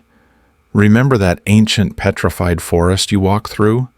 This is its lumberyard. But your uncle, once an idea takes root in his fertile, if occasionally unhinged, brain, is unstoppable. And Hans, it turns out, is not just a guide and a water diviner, but also a surprisingly skilled carpenter, or at least a very capable improviser with an axe. For the next several days, the quiet shore of the Lidenbrock Sea is transformed into a makeshift shipyard. Hans, with tireless efficiency, selects the most suitable logs, those that are lighter and less completely mineralized. He hews them into shape with his axe, the rhythmic thud echoing strangely in the vast, glowing cavern. You and your uncle assist as best you can, which mostly involves hauling timber, holding things steady, and trying not to get in Hans's way. Your contribution is primarily enthusiastic grunting, and the occasional, "Are you sure this will float, Uncle?" which is usually met with a dismissive wave and a lecture on the surprising buoyancy of lignite. Historians still debate the exact level of woodworking skill possessed by various ancient cultures, but Vikings, for example, were master boat builders, using clinker construction to create strong, flexible vessels capable of long sea voyages. Hans seems to have inherited some of that ancestral know-how, even if his materials are a bit unconventional. The raft slowly takes shape. It's a sturdy, if rather crude, affair. A platform of thick logs lashed tightly together with the prodigious quantity of rope you brought. Remember your uncle's obsession with cordage back in Hamburg? Turns out it wasn't entirely useless. A short, stout mast is stepped roughly in the center, and a rudimentary sail is fashioned from a spare blanket.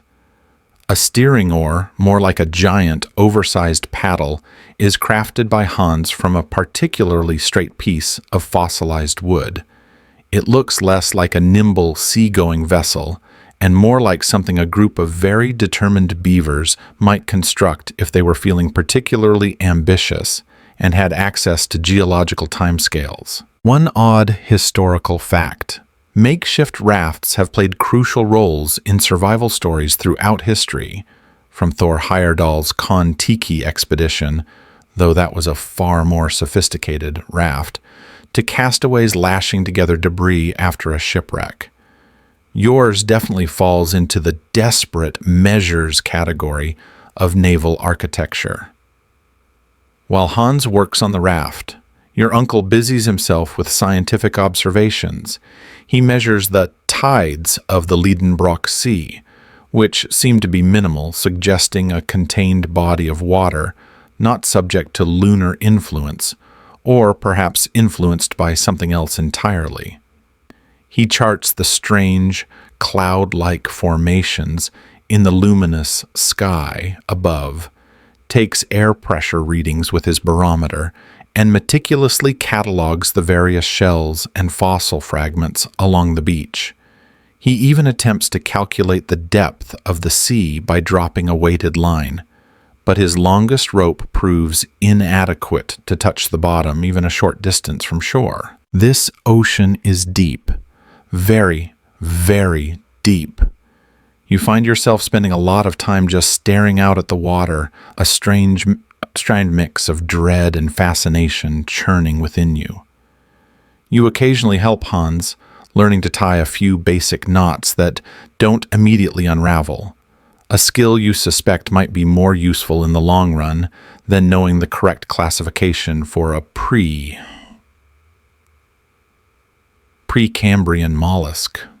Finally, after what feels like an age of chopping, lashing, and inventive profanity, mostly from your uncle when a particularly stubborn log refuses to cooperate, the raft is complete.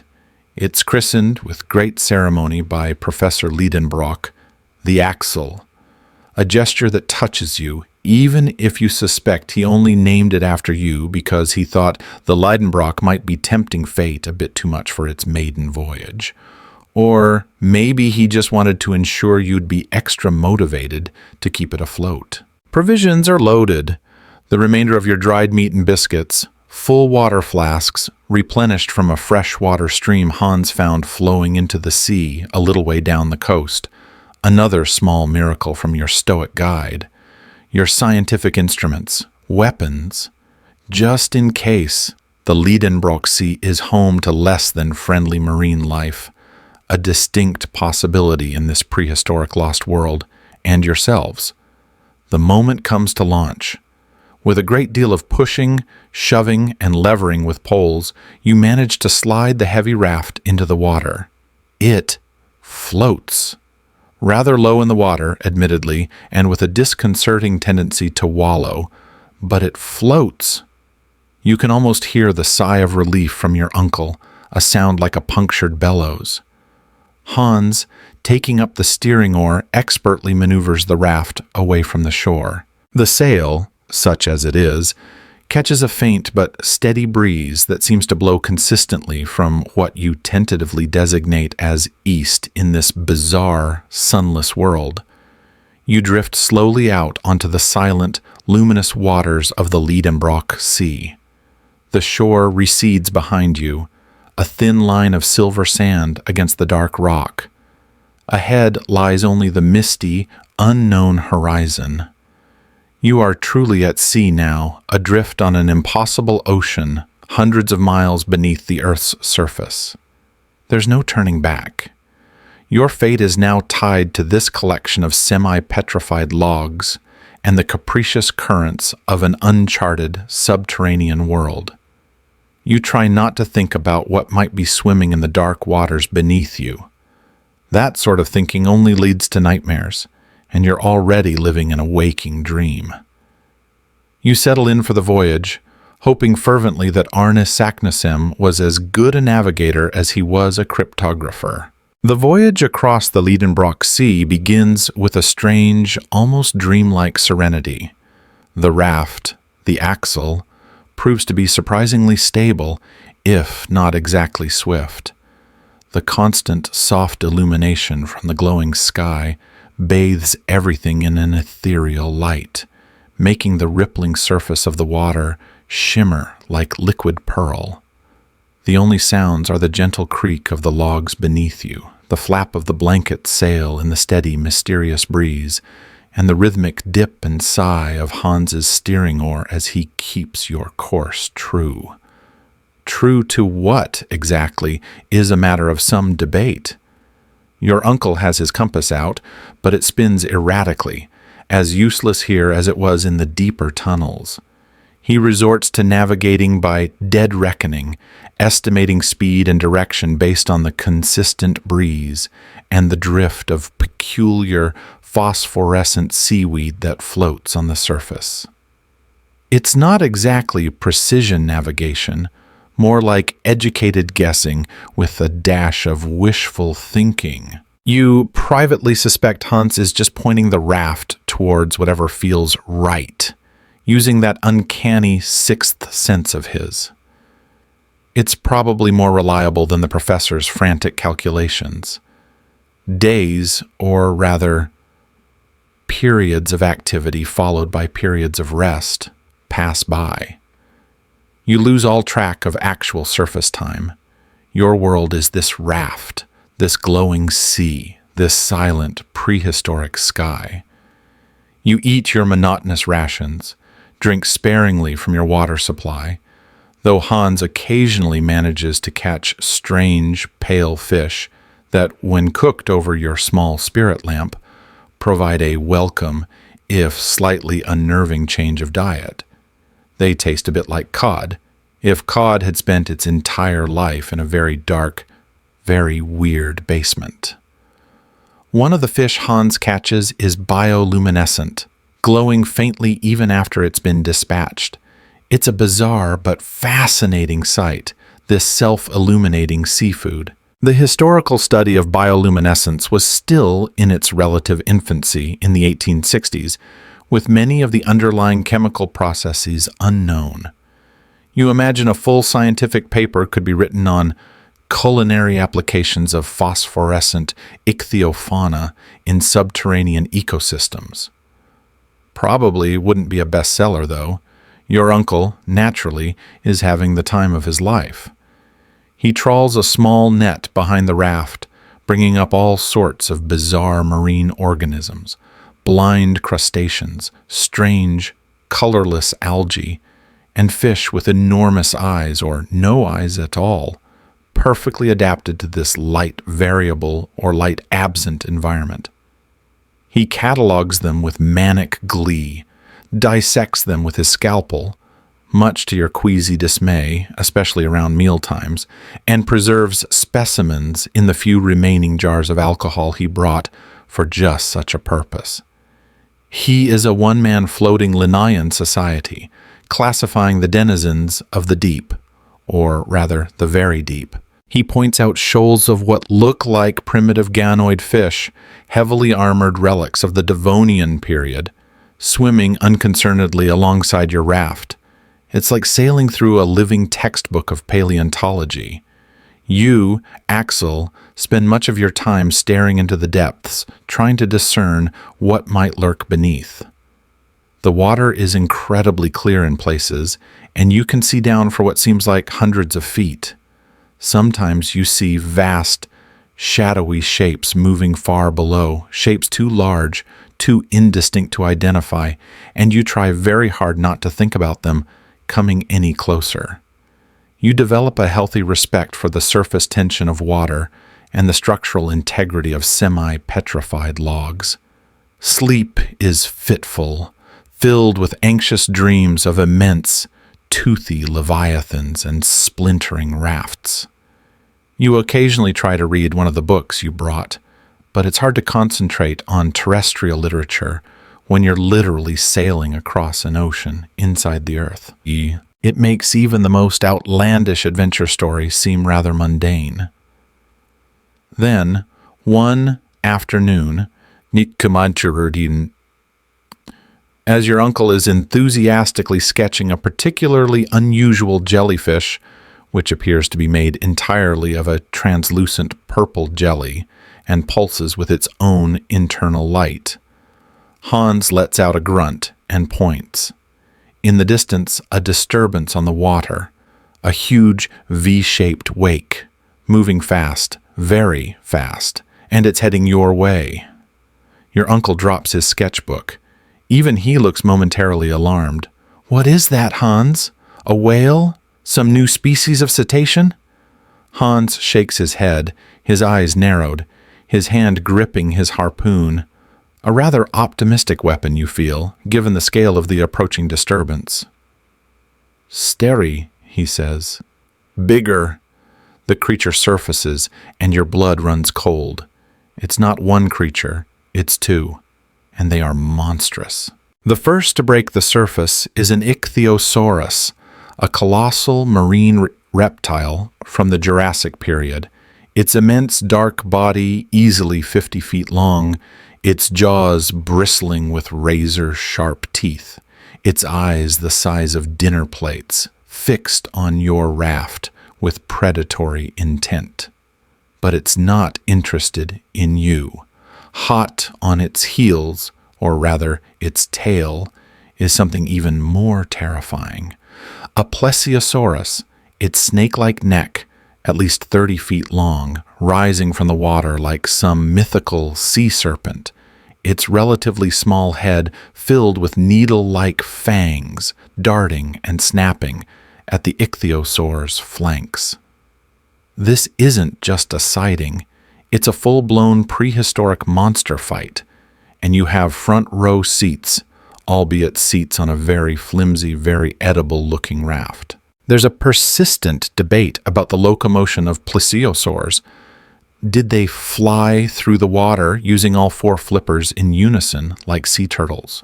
Or did they use an alternating rowing motion? Watching this one in furious action, it looks like a terrifyingly efficient underwater ballet of death. The two titans clash with unimaginable fury right before your eyes. The sea boils around them as they wrestle, their immense bodies thrashing, the sound of their roars and hisses echoing across the subterranean ocean. The ichthyosaur, powerful and bulldog-like, snaps at the plesiosaur's long, vulnerable neck. The plesiosaur, agile and serpentine, tries to coil around its adversary, its fangs seeking a purchase in the ichthyosaur's tough hide. Water sprays over your raft, drenching you in cold, salty spume. You can smell their reptilian breath, a fetid, fishy odor. Your uncle, after his initial shock, is now in a frenzy of scientific observation, shouting out descriptions, trying to take notes, even attempting to sketch the combatants mid-battle. Remarkable, the sheer power. Note the dentition on the plesiosaurus, a perfect example of convergent evolution with crocodilians. He's clearly forgotten that you are all in mortal danger of becoming collateral damage, or worse, an opportunistic snack. You and Hans, however, are acutely aware of the peril. Hans works desperately with the steering oar, trying to maneuver the raft away from the thrashing behemoths, but you're practically becalmed, the slight breeze insufficient to move you quickly out of harm's way. The creatures are so close now you can see the scars on their ancient hides, the cold gleam in their predatory eyes. It's a primeval spectacle of terrifying grandeur, a glimpse into a savage, long-vanished world. And then, with a sickening crunch, the plesiosaur's fangs find their mark. The ichthyosaur lets out a horrifying bellow, its massive body convulsing, and a plume of dark blood blossoms in the water. The battle is decided. The victorious plesiosaur, its long neck smeared with gore, raises its head and lets out a triumphant, hissing roar that chills you to the bone. For a heart-stopping moment, its attention seems to turn towards your fragile raft. This is it, you think. Dinner time for Nessie's angrier cousin. The victorious plesiosaur, its reptilian eyes glinting in the eerie light, regards your small raft with what you can only interpret as cold, alien hunger. Its long, serpentine neck sways, its relatively small head weaving back and forth as if contemplating the best way to pluck you from your flimsy wooden platform. You are frozen, a particularly unappetizing selection of human hors d'oeuvres on a prehistoric platter. Your uncle has finally stopped his scientific commentary, his jaw slack, his face as pale as the underbelly of one of Hans's strange fish. Even Hans looks tense, his knuckles white as he grips his harpoon, though you suspect it would be about as effective against this behemoth as a toothpick against a rhinoceros. One odd fact about plesiosaurs is that their fossils are often found with gastroliths, stomach stones, which they may have swallowed to aid digestion or provide ballast. You fervently hope this particular specimen isn't feeling peckish or in need of extra ballast. Time seems to slow. The plesiosaur begins to move towards you, its powerful flippers cutting smoothly through the blood-stained water. Its head lowers, inspecting your raft. You can see the individual, needle-sharp teeth in its gaping maw. You can smell its rank, fishy breath, a truly gag-inducing aroma that no amount of fancy perfumery could ever mask. This is it, the end of the line. Eaten by a dinosaur at the center of the earth, it'll make for a heck of an obituary, though you doubt anyone will ever find it to print it. Axel Liedenbrock, nephew of esteemed geologist, last seen heading into a volcano. Presume delicious. Just as the creature is about to strike, its head mere feet from the edge of the raft, something distracts it. Perhaps it's the lingering scent of its vanquished ichthyosaur foe, or maybe it's just bored with the idea of such a small, unsatisfying snack. Or, more likely, it's because Hans, with a sudden, desperate movement, hurls one of his heavy, iron-tipped poles, not at the creature itself, but into the water just beside its head, creating a splash and a clang as it strikes a submerged rock. It's a tiny distraction, but it's enough. The plesiosaur rears back, startled, its attention momentarily diverted. And in that moment, the subtle, almost imperceptible breeze that has been pushing you across the Liedenbrock Sea picks up. Not dramatically, but enough. The blanket sail bellies out slightly and the raft begins to move, slowly, agonizingly, away from the sated predator. The plesiosaur watches you go, its long neck still swaying, but it doesn't pursue. It seems content with its earlier, much larger kill. Or perhaps it simply can't be bothered with a chase. After a few tense minutes, it dips its head, seizes a large chunk of the ichthyosaur carcass, and disappears beneath the waves with a final, disdainful flick of its tail. You all collapse onto the logs of the raft, weak with relief. Your heart is hammering against your ribs like a trapped bird. Your uncle is muttering incoherently, a string of German, Latin, and what sounds suspiciously like Icelandic curses.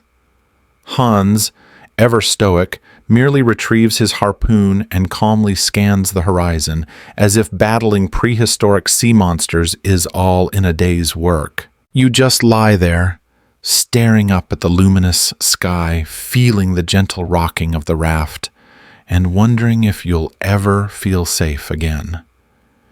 That was a little too close to becoming part of the subterranean food chain. There's a persistent debate in paleontology about whether creatures like ichthyosaurs and plesiosaurs were warm-blooded or cold-blooded. Given the energy that pair just expended, you'd vote for warm-blooded, or at least very, very energetic. The encounter leaves you all shaken. The serene, dreamlike quality of the voyage is shattered. Now, every shadow in the water, every ripple on the surface, seems to hold a potential threat.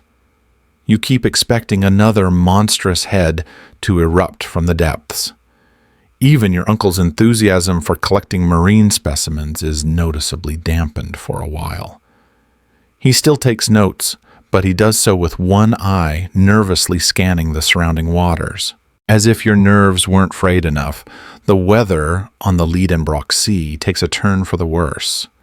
The steady, gentle breeze that has propelled you so reliably begins to freshen, then to strengthen into a proper wind.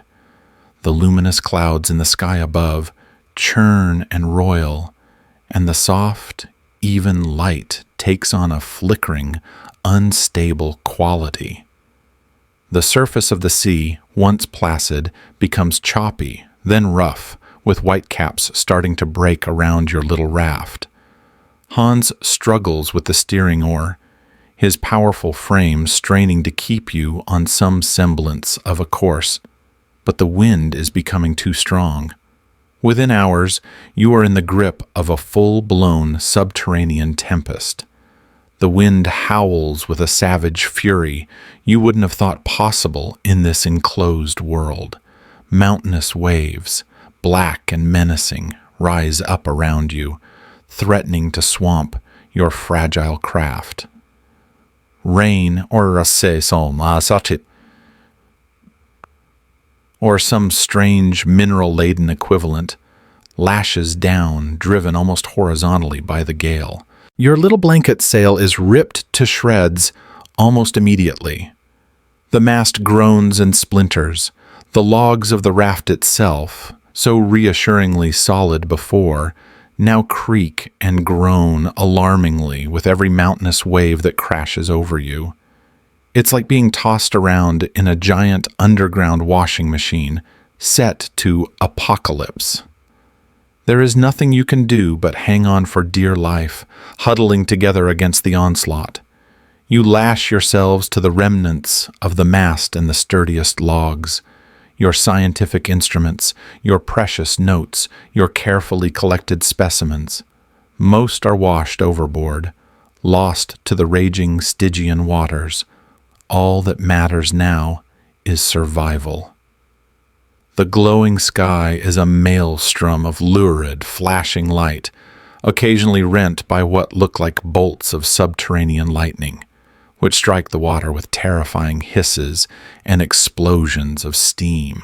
It's a scene of unparalleled, terrifying grandeur, a primal chaos that makes the earlier monster fight look like a minor squabble in a prehistoric pond. The sheer power of nature, even this bizarre underground version of it, is awe-inspiring and utterly terrifying. You're no longer an explorer. You're just a speck of flotsam at the mercy of an elemental fury. How long the storm rages, you have no idea. Time loses all meaning. You are battered, bruised, soaked to the bone, and utterly exhausted. You drift in and out of a terrified stupor, convinced each towering wave will be your last. Then, as suddenly as it began, the storm begins to abate. The wind slackens, the waves diminish, and the churning sky slowly calms. Bruised and half drowned, You are left adrift on a still choppy, but no longer life-threatening sea. The aftermath of the subterranean tempest is one of weary, battered desolation. The axle, your once sturdy raft, is a wreck. The mast is a splintered stump, the sail long gone, and several logs have worked loose, making the whole structure feel alarmingly unstable. You lost most of your provisions and a significant portion of your equipment to the raging Liedenbrock Sea, including, much to Professor Leidenbrock's profound dismay, his chronometer, his barometer, and a nearly complete collection of exquisitely preserved antediluvian mollusks. He mourns the loss of his scientific instruments as if they were beloved children, which, in a way, they probably were. You, Axel, are just grateful to be alive, though you feel like you've been personally pummeled by every wave in that accursed ocean. Your muscles ache, your skin is raw from salt and wind, and you suspect you now know what it feels like to go through a very large, very angry spin cycle. Hans, despite the ordeal, is already trying to effect repairs, lashing loose logs back into place with salvaged pieces of rope, his face grim but determined. He seems to run on some kind of inexhaustible internal battery, powered by dried fish and sheer Icelandic grit. One odd historical fact is that survival at sea often depended on ingenious improvisation, fashioning tools from wreckage, finding fresh water, and navigating by stars or currents. Hans is the living embodiment of that resourcefulness, even if your current sea is somewhat unconventional and decidedly lacking in visible stars. You drift for what seems like an eternity, helpless and disoriented. Without a sail and with the steering oar badly damaged, you are entirely at the mercy of the currents. The luminous sky above has returned to its calm, steady glow, offering no clue as to direction. Your uncle attempts to get some bearings using the position of some prominent cloud formations, but it's a desperate, unreliable method. You are lost, truly lost, on this vast underground ocean. The hope that had blossomed after finding the Hansbach and Arne Saknussemm's trail now feels like a distant, naive dream. You almost wish for another plesiosaur to show up, just to break the monotony of hopeless drifting, though you immediately regret the thought. Please, no more giant reptiles. Your nerves can't take it. Then, after days of aimless drifting, or perhaps it was weeks, your sense of time is thoroughly skewed. Hans, whose sharp eyes rarely miss anything, points to the hazy horizon. Land, he says, his voice flat, but with an underlying note of something. Not excitement exactly, more like a statement of fact that happens to be incredibly welcome. At first, you can see nothing but the usual misty expanse. But as you drift closer, a dark line resolves itself against the luminous sky. Land indeed, a new shore. Hope, that battered, tenacious little weed, begins to sprout again in your weary heart. Even Professor Liedenbrock perks up, his scientific curiosity momentarily overcoming his grief for his lost barometer. Remarkable! Another continent, perhaps, or an island of colossal dimensions. We must explore it, Axel. Think of the discoveries that await. He's already forgetting the near-death experience of the storm, his mind leaping ahead to new geological wonders. Sometimes you think his enthusiasm is a certifiable medical condition. As you draw nearer, propelled by a gentle current, the features of this new land become clearer. It's not the barren, rocky shoreline you left behind. This coast is verdant, almost lush, with strange, tall vegetation crowding down to the water's edge. Giant tree ferns, colossal cycads, and towering, unfamiliar trees with enormous, leathery leaves create a dense, primeval jungle. It looks like a scene straight out of the Carboniferous period, a vision of Earth as it was hundreds of millions of years ago. The air, as you get closer, is warm, humid, and heavy with the scent of unknown blossoms and damp earth.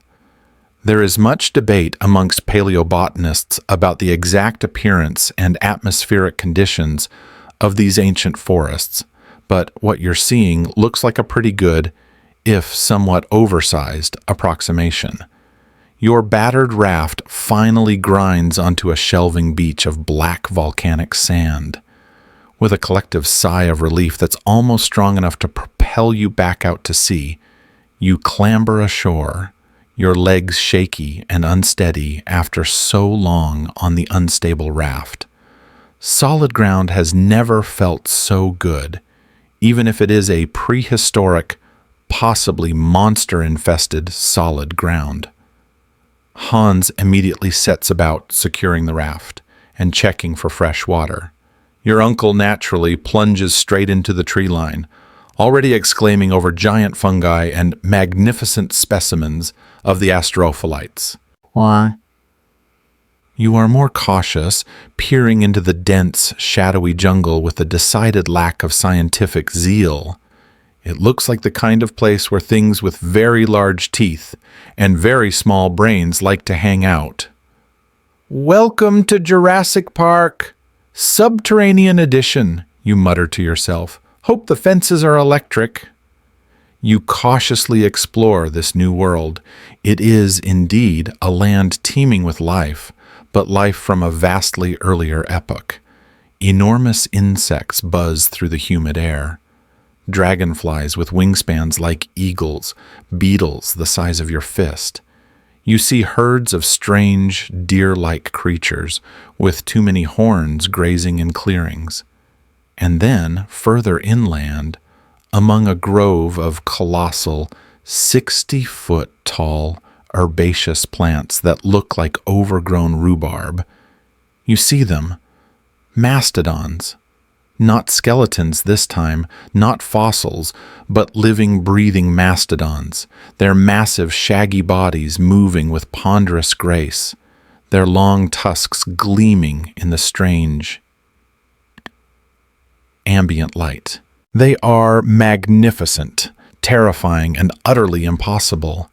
Yet there they are, ripping vegetation with their trunks, utterly unconcerned by your presence. Professor Leidenbrock is in ecstasies, practically frothing at the mouth with scientific delight. He tries to get closer, to sketch them, but even he is sensible enough to keep a respectful distance when Hans places a firm hand on his shoulder. But the most astounding, the most unsettling discovery is yet to come. As you penetrate deeper into a forest of giant tree ferns, their feathery fronds creating a dappled green twilight, Hans suddenly stops, holding up a hand for silence. He points. There, leaning against the trunk of an enormous sigillaria tree, his back to you, is a figure, a humanoid figure, but impossibly tall, at least 12 or 15 feet in height. He is draped in what looks like rough animal skins, and his matted hair hangs to his massive shoulders. As you watch, transfixed with a mixture of terror and utter disbelief, the giant figure slowly turns, and for a fleeting second, you see a glimpse of a primitive, powerful face before it disappears into the dense undergrowth, moving with surprising speed and silence for a creature of its bulk. You are speechless. Mastodons were one thing, living prehistoric flora another, but a giant human or human-like creature? This changes everything. This isn't just a lost world of extinct animals. It's a world where a different kind of humanity, or something very like it, might still exist. Your uncle looks as if he's seen a ghost, or perhaps the missing link in person. The implications are too vast, too overwhelming to fully grasp. The sighting of the giant humanoid, or whatever it was, leaves you all profoundly shaken, far more so than the encounter with the prehistoric sea monsters, or even the raging storm. Mastodons and plesiosaurs, while terrifying, are at least known entities from the fossil record. But a 15-foot-tall, primitive human? That's something else entirely. It opens up a chasm of speculation about human evolution, about lost races, about the very definition of human. Your uncle, Professor Liedenbrock, after his initial stunned silence, launches into a whirlwind of theories. A new species of Homo giganticus, or perhaps a surviving population of early hominids adapted to this subterranean environment. The scientific implications they are incalculable. He paces back and forth on the strange, spongy forest floor, waving his arms, his eyes blazing with a mixture of scientific fervor and something akin to awe.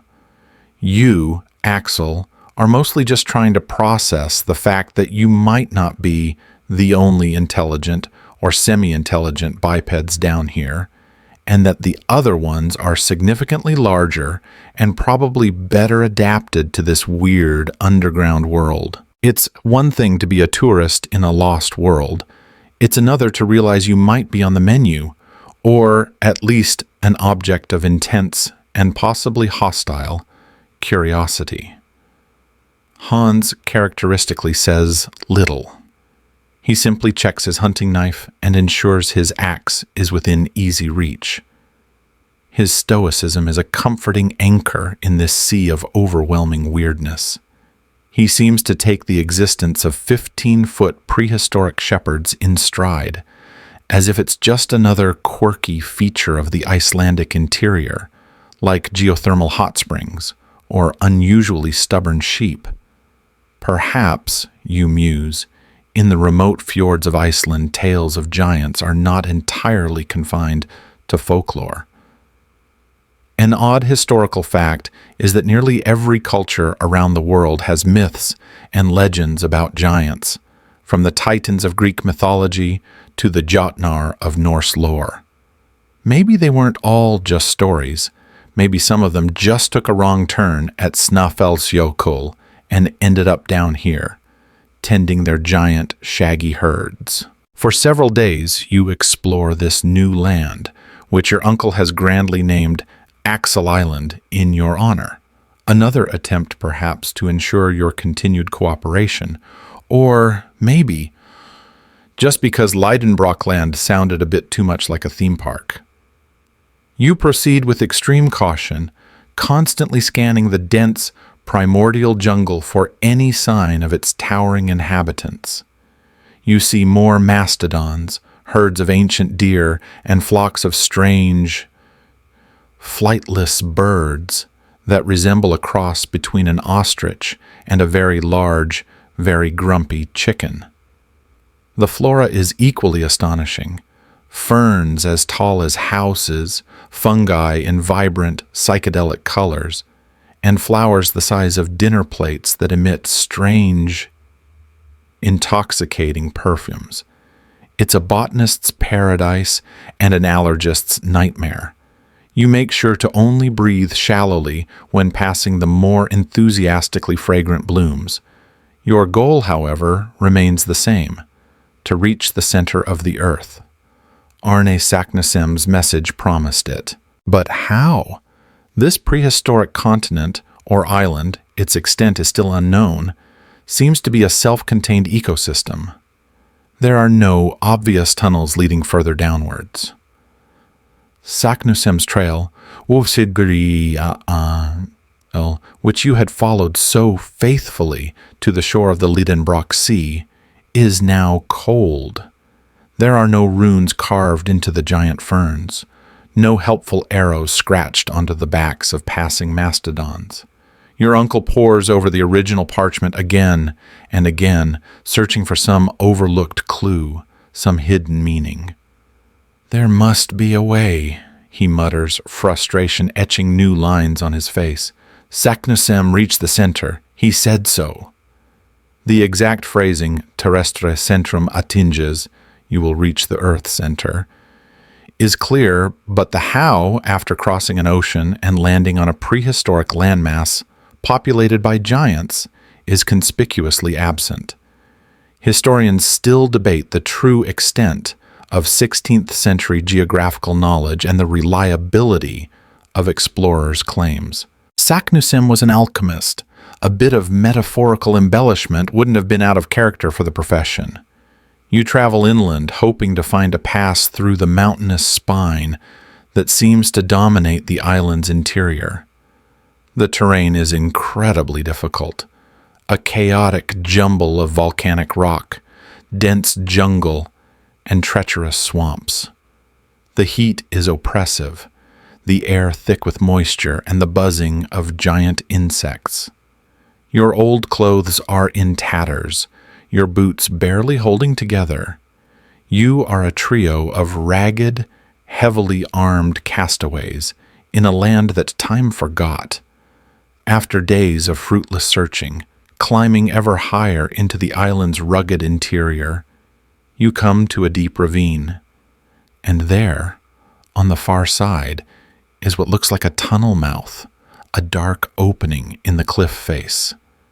Could this be it? The continuation of Saknussemm's passage? But there's a problem. A huge, seemingly recent rockfall has completely choked the entrance. A massive pile of boulders and debris blocks the way, a solid, impenetrable barrier. Your uncle stares at it in despair. Blocked! After all this, blocked by mere stones! He kicks a loose rock in frustration, which just stubs his toe and makes him hop around yelping, a brief moment of slapstick in an otherwise grim situation. It seems your journey to the center of the earth has quite literally hit a stone wall. You can almost hear the universe chuckling. Nice try, tiny humans. Here's 1 billion tons of inconvenient geology for your troubles. For a moment, it seems like the expedition is truly over. There's no way to move those massive boulders by hand. Turning back, recrossing the Liedenbrock Sea on your dilapidated raft, and then somehow reascending the chimney of Snæfellsjökull is a prospect so daunting, it borders on the suicidal. But Professor Liedenbrock is not a man to be defeated by mere geology, however inconveniently placed. His eyes gleam with a new, slightly alarming idea. "Gunpowder!" he exclaims, a wild look in his eyes. "We still have the gunpowder, do we not, Hans?" Indeed, among the salvaged supplies from the raft wreck was a waterproof canister containing a substantial amount of gunpowder, originally intended for blasting through minor obstructions in tunnels, or perhaps for making very loud noises to scare off curious subterranean fauna. Your uncle now proposes to use it to clear the rockfall. It's a risky plan. A very risky plan. Using explosives in an unstable, geologically active underground environment, especially one that might contain unknown pockets of flammable gas, a thought that makes you shudder, is a recipe for potential disaster. You voice your concerns rather timidly, but your uncle waves them away. "Nonsense, Axel! A controlled explosion! We just need to dislodge the keystones. It will be perfectly safe."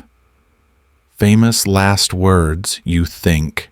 Perfectly safe and controlled explosion are two phrases that rarely belong in the same sentence when your uncle is involved. Nevertheless, under the professor's somewhat manic direction, Hans, with his usual quiet competence, begins to drill holes into the rockfall, carefully placing charges of gunpowder. You help, your hands trembling slightly, wondering if you're about to blow yourselves to kingdom come, or perhaps directly to the Earth's core in a less organized fashion than originally intended. The fuse is laid. You retreat to what you hope is a safe distance. Your uncle, holding the lit match with a theatrical flourish, gives a triumphant cry of, "For science! And for Arne Saknussemm!" and touches it to the fuse. The fuse sputters, a small, malevolent serpent of fire eating its way towards the charges of gunpowder nestled within the rockfall. You, Axel, huddle with your uncle and Hans behind a sturdy outcropping of volcanic rock, fingers in your ears, bracing for the inevitable. It's a tense, heart-stopping few seconds. This is either going to be a brilliant, passage-clearing success, or the prelude to being entombed forever in the heart of Axel Island, which suddenly feels like a rather dubious honor. You can almost hear the faint, distant grumbling of the earth, as if it's disapproving of your noisy, explosive intrusion. Or maybe that's just your stomach protesting the lack of decent meals and the general stress levels, which are currently higher than the summit of Snæfellsjökull. Then, with a deafening roar that echoes through the vast subterranean caverns and shakes the very ground beneath your feet, the gunpowder ignites. A blinding flash, a surge of heat, and the rockfall erupts in a shower of stone and dust. Boulders the size of small houses are tossed aside like pebbles. The force of the explosion is far greater than your uncle, in his optimistic enthusiasm, had calculated. Or, perhaps, the confinement of the ravine amplified its power. You are slammed back against your rocky shelter, momentarily deafened and disoriented. It feels less like a controlled explosion, and more like someone just detonated a small volcano inside another, larger prehistoric volcano. For a brief, terrifying moment, you wonder if you've inadvertently triggered a chain reaction that will bring the entire Liedenbrock Sea crashing down upon your heads. Now, that would be an inconvenient end to your little field trip. As the dust begins to settle and the ringing in your ears subsides to a dull roar, you cautiously peer out from behind your shelter. The scene is one of utter devastation.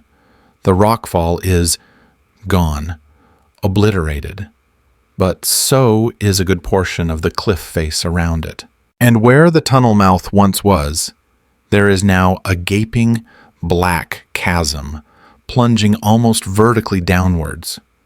The explosion hasn't just cleared the passage, it seems to have breached something far deeper, opening a direct and terrifyingly steep conduit into the bowels of the planet. And then something even more alarming happens. The ground beneath you lurches violently. Not just a tremor, but a sustained, powerful upheaval. The ravine walls groan and crack. Rocks begin to rain down from the unstable cliffs. The controlled explosion appears to have woken something up, something very big and very geological.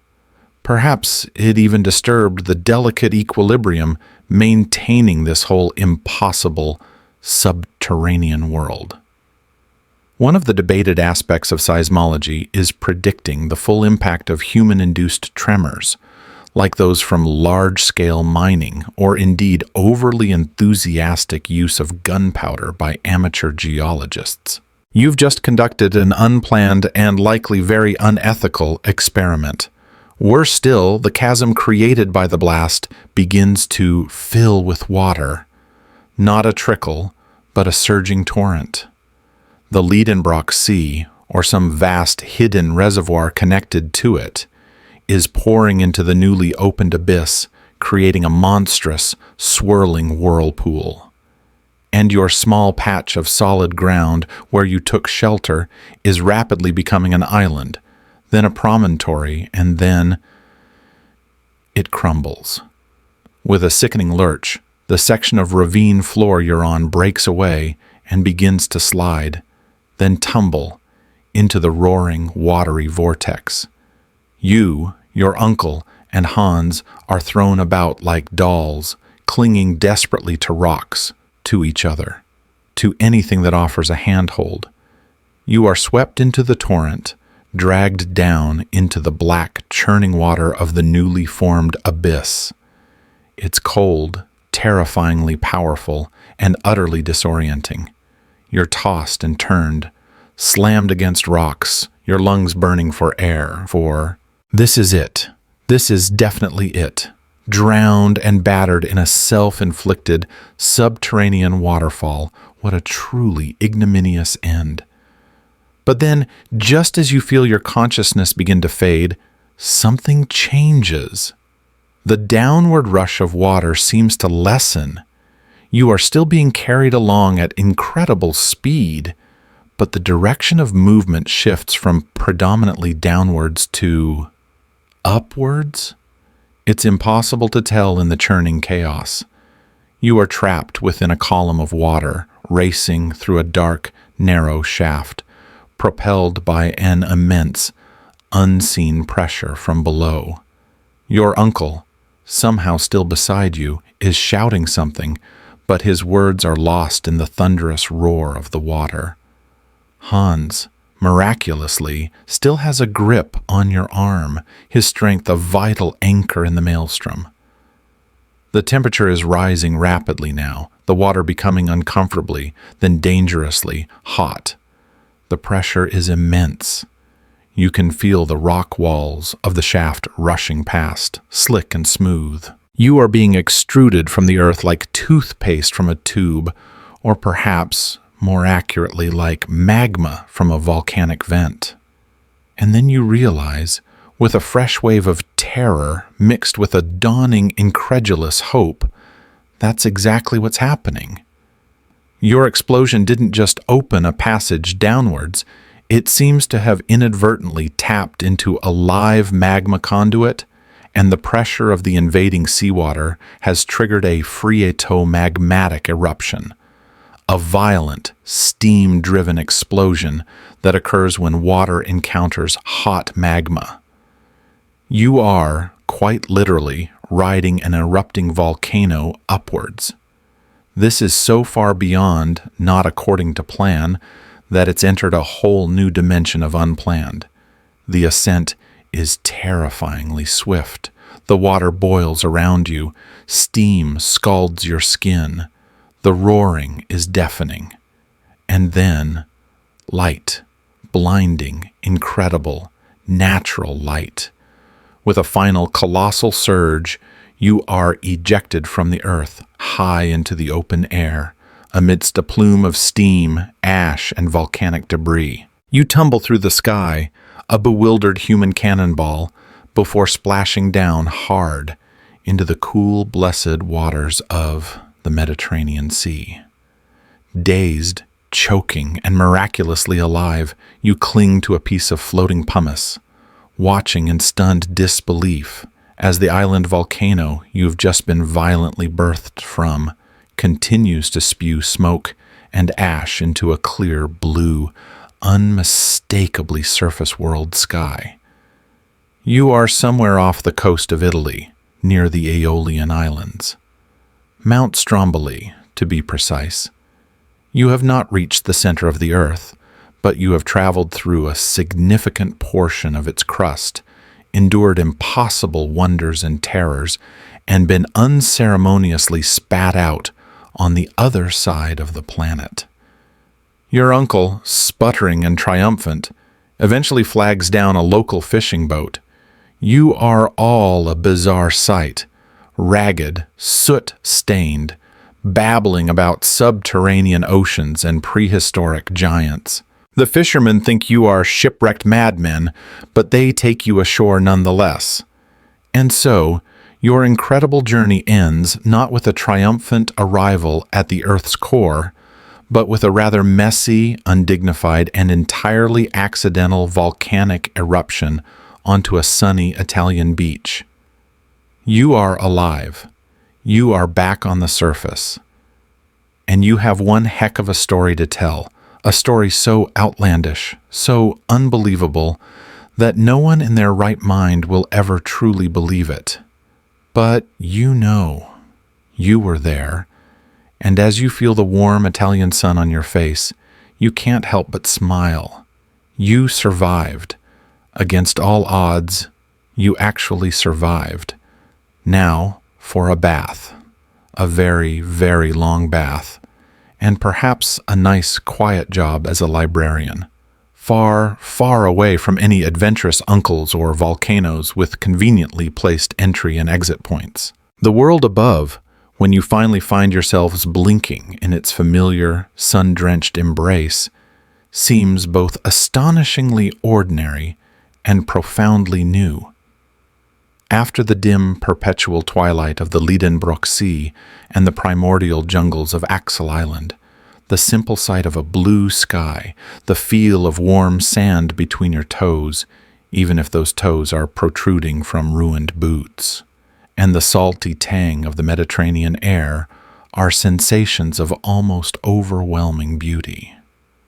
You have returned, not from the earth's very core as Arne Saknussemm had cryptically promised, but from a journey so far beyond the realms of accepted possibility that it feels as though you have been reborn into a world that will never look quite the same again. The initial disbelief of the Italian fisherman gives way to a mixture of awe and pity. As your uncle, Otto Liedenbrock, once he has recovered his breath and some semblance of his professorial dignity, though his clothes remain a testament to volcanic ejecta, begins to recount your adventures. His tale, punctuated by your own dazed confirmations and Hans Bielka's stoic, occasional nods, sounds like the ravings of sunstroke victims. Yet there is a conviction, an undeniable intensity to his words that gives even the most skeptical listener pause. Perhaps it is the wildness in his eyes, or the strange, unidentifiable grime that coats your very beings, but a few begin to wonder. Your return to Hamburg is eventually a triumph, though many in the scientific community scoff at the more outlandish claims. An ocean within the earth, living mastodons, giant humanoids, the undeniable evidence of your descent into Snæfellsjökull, your inexplicable reappearance from Stromboli, and the few strange heat-altered mineral samples you manage to unknowingly retain in your pockets lend a bizarre credence to your tale. Professor Liedenbrock becomes a celebrity, a controversial figure feted by some, derided by others, but ignored by none. He writes his book, of course, a tome filled with passionate pronouncements and detailed, if sometimes speculative, observations. Hans, enriched by his faithfully paid wages and a bonus that recognizes his immeasurable contribution to your survival, returns to his quiet life in Iceland, a man of few words but now possessed of a tale to outlast the sagas, should he ever choose to tell it. And you, Axel, you find that the quiet life of a scholar, once so appealing, now seems a little flat. The dust on old books no longer holds the same allure as the memory of crystal caverns or the thrill of a prehistoric encounter. You have seen wonders that defy description, faced terrors that haunt your dreams, and stood on the shores of an ocean that science decrees cannot exist. You carry the Liedenbrock Sea within you, a silent, luminous world forever imprinted on your soul. The journey may not have reached its intended destination, but it has changed you, deepened you, in ways you are only beginning to understand. As the evenings draw in and the Hamburg lamps are lit, you sometimes find yourself gazing at a simple geological map, tracing the line from Iceland to Italy, and you almost hear the distant roar of an impossible ocean and the sigh of a subterranean wind. The adventure, you realize, will never truly be over.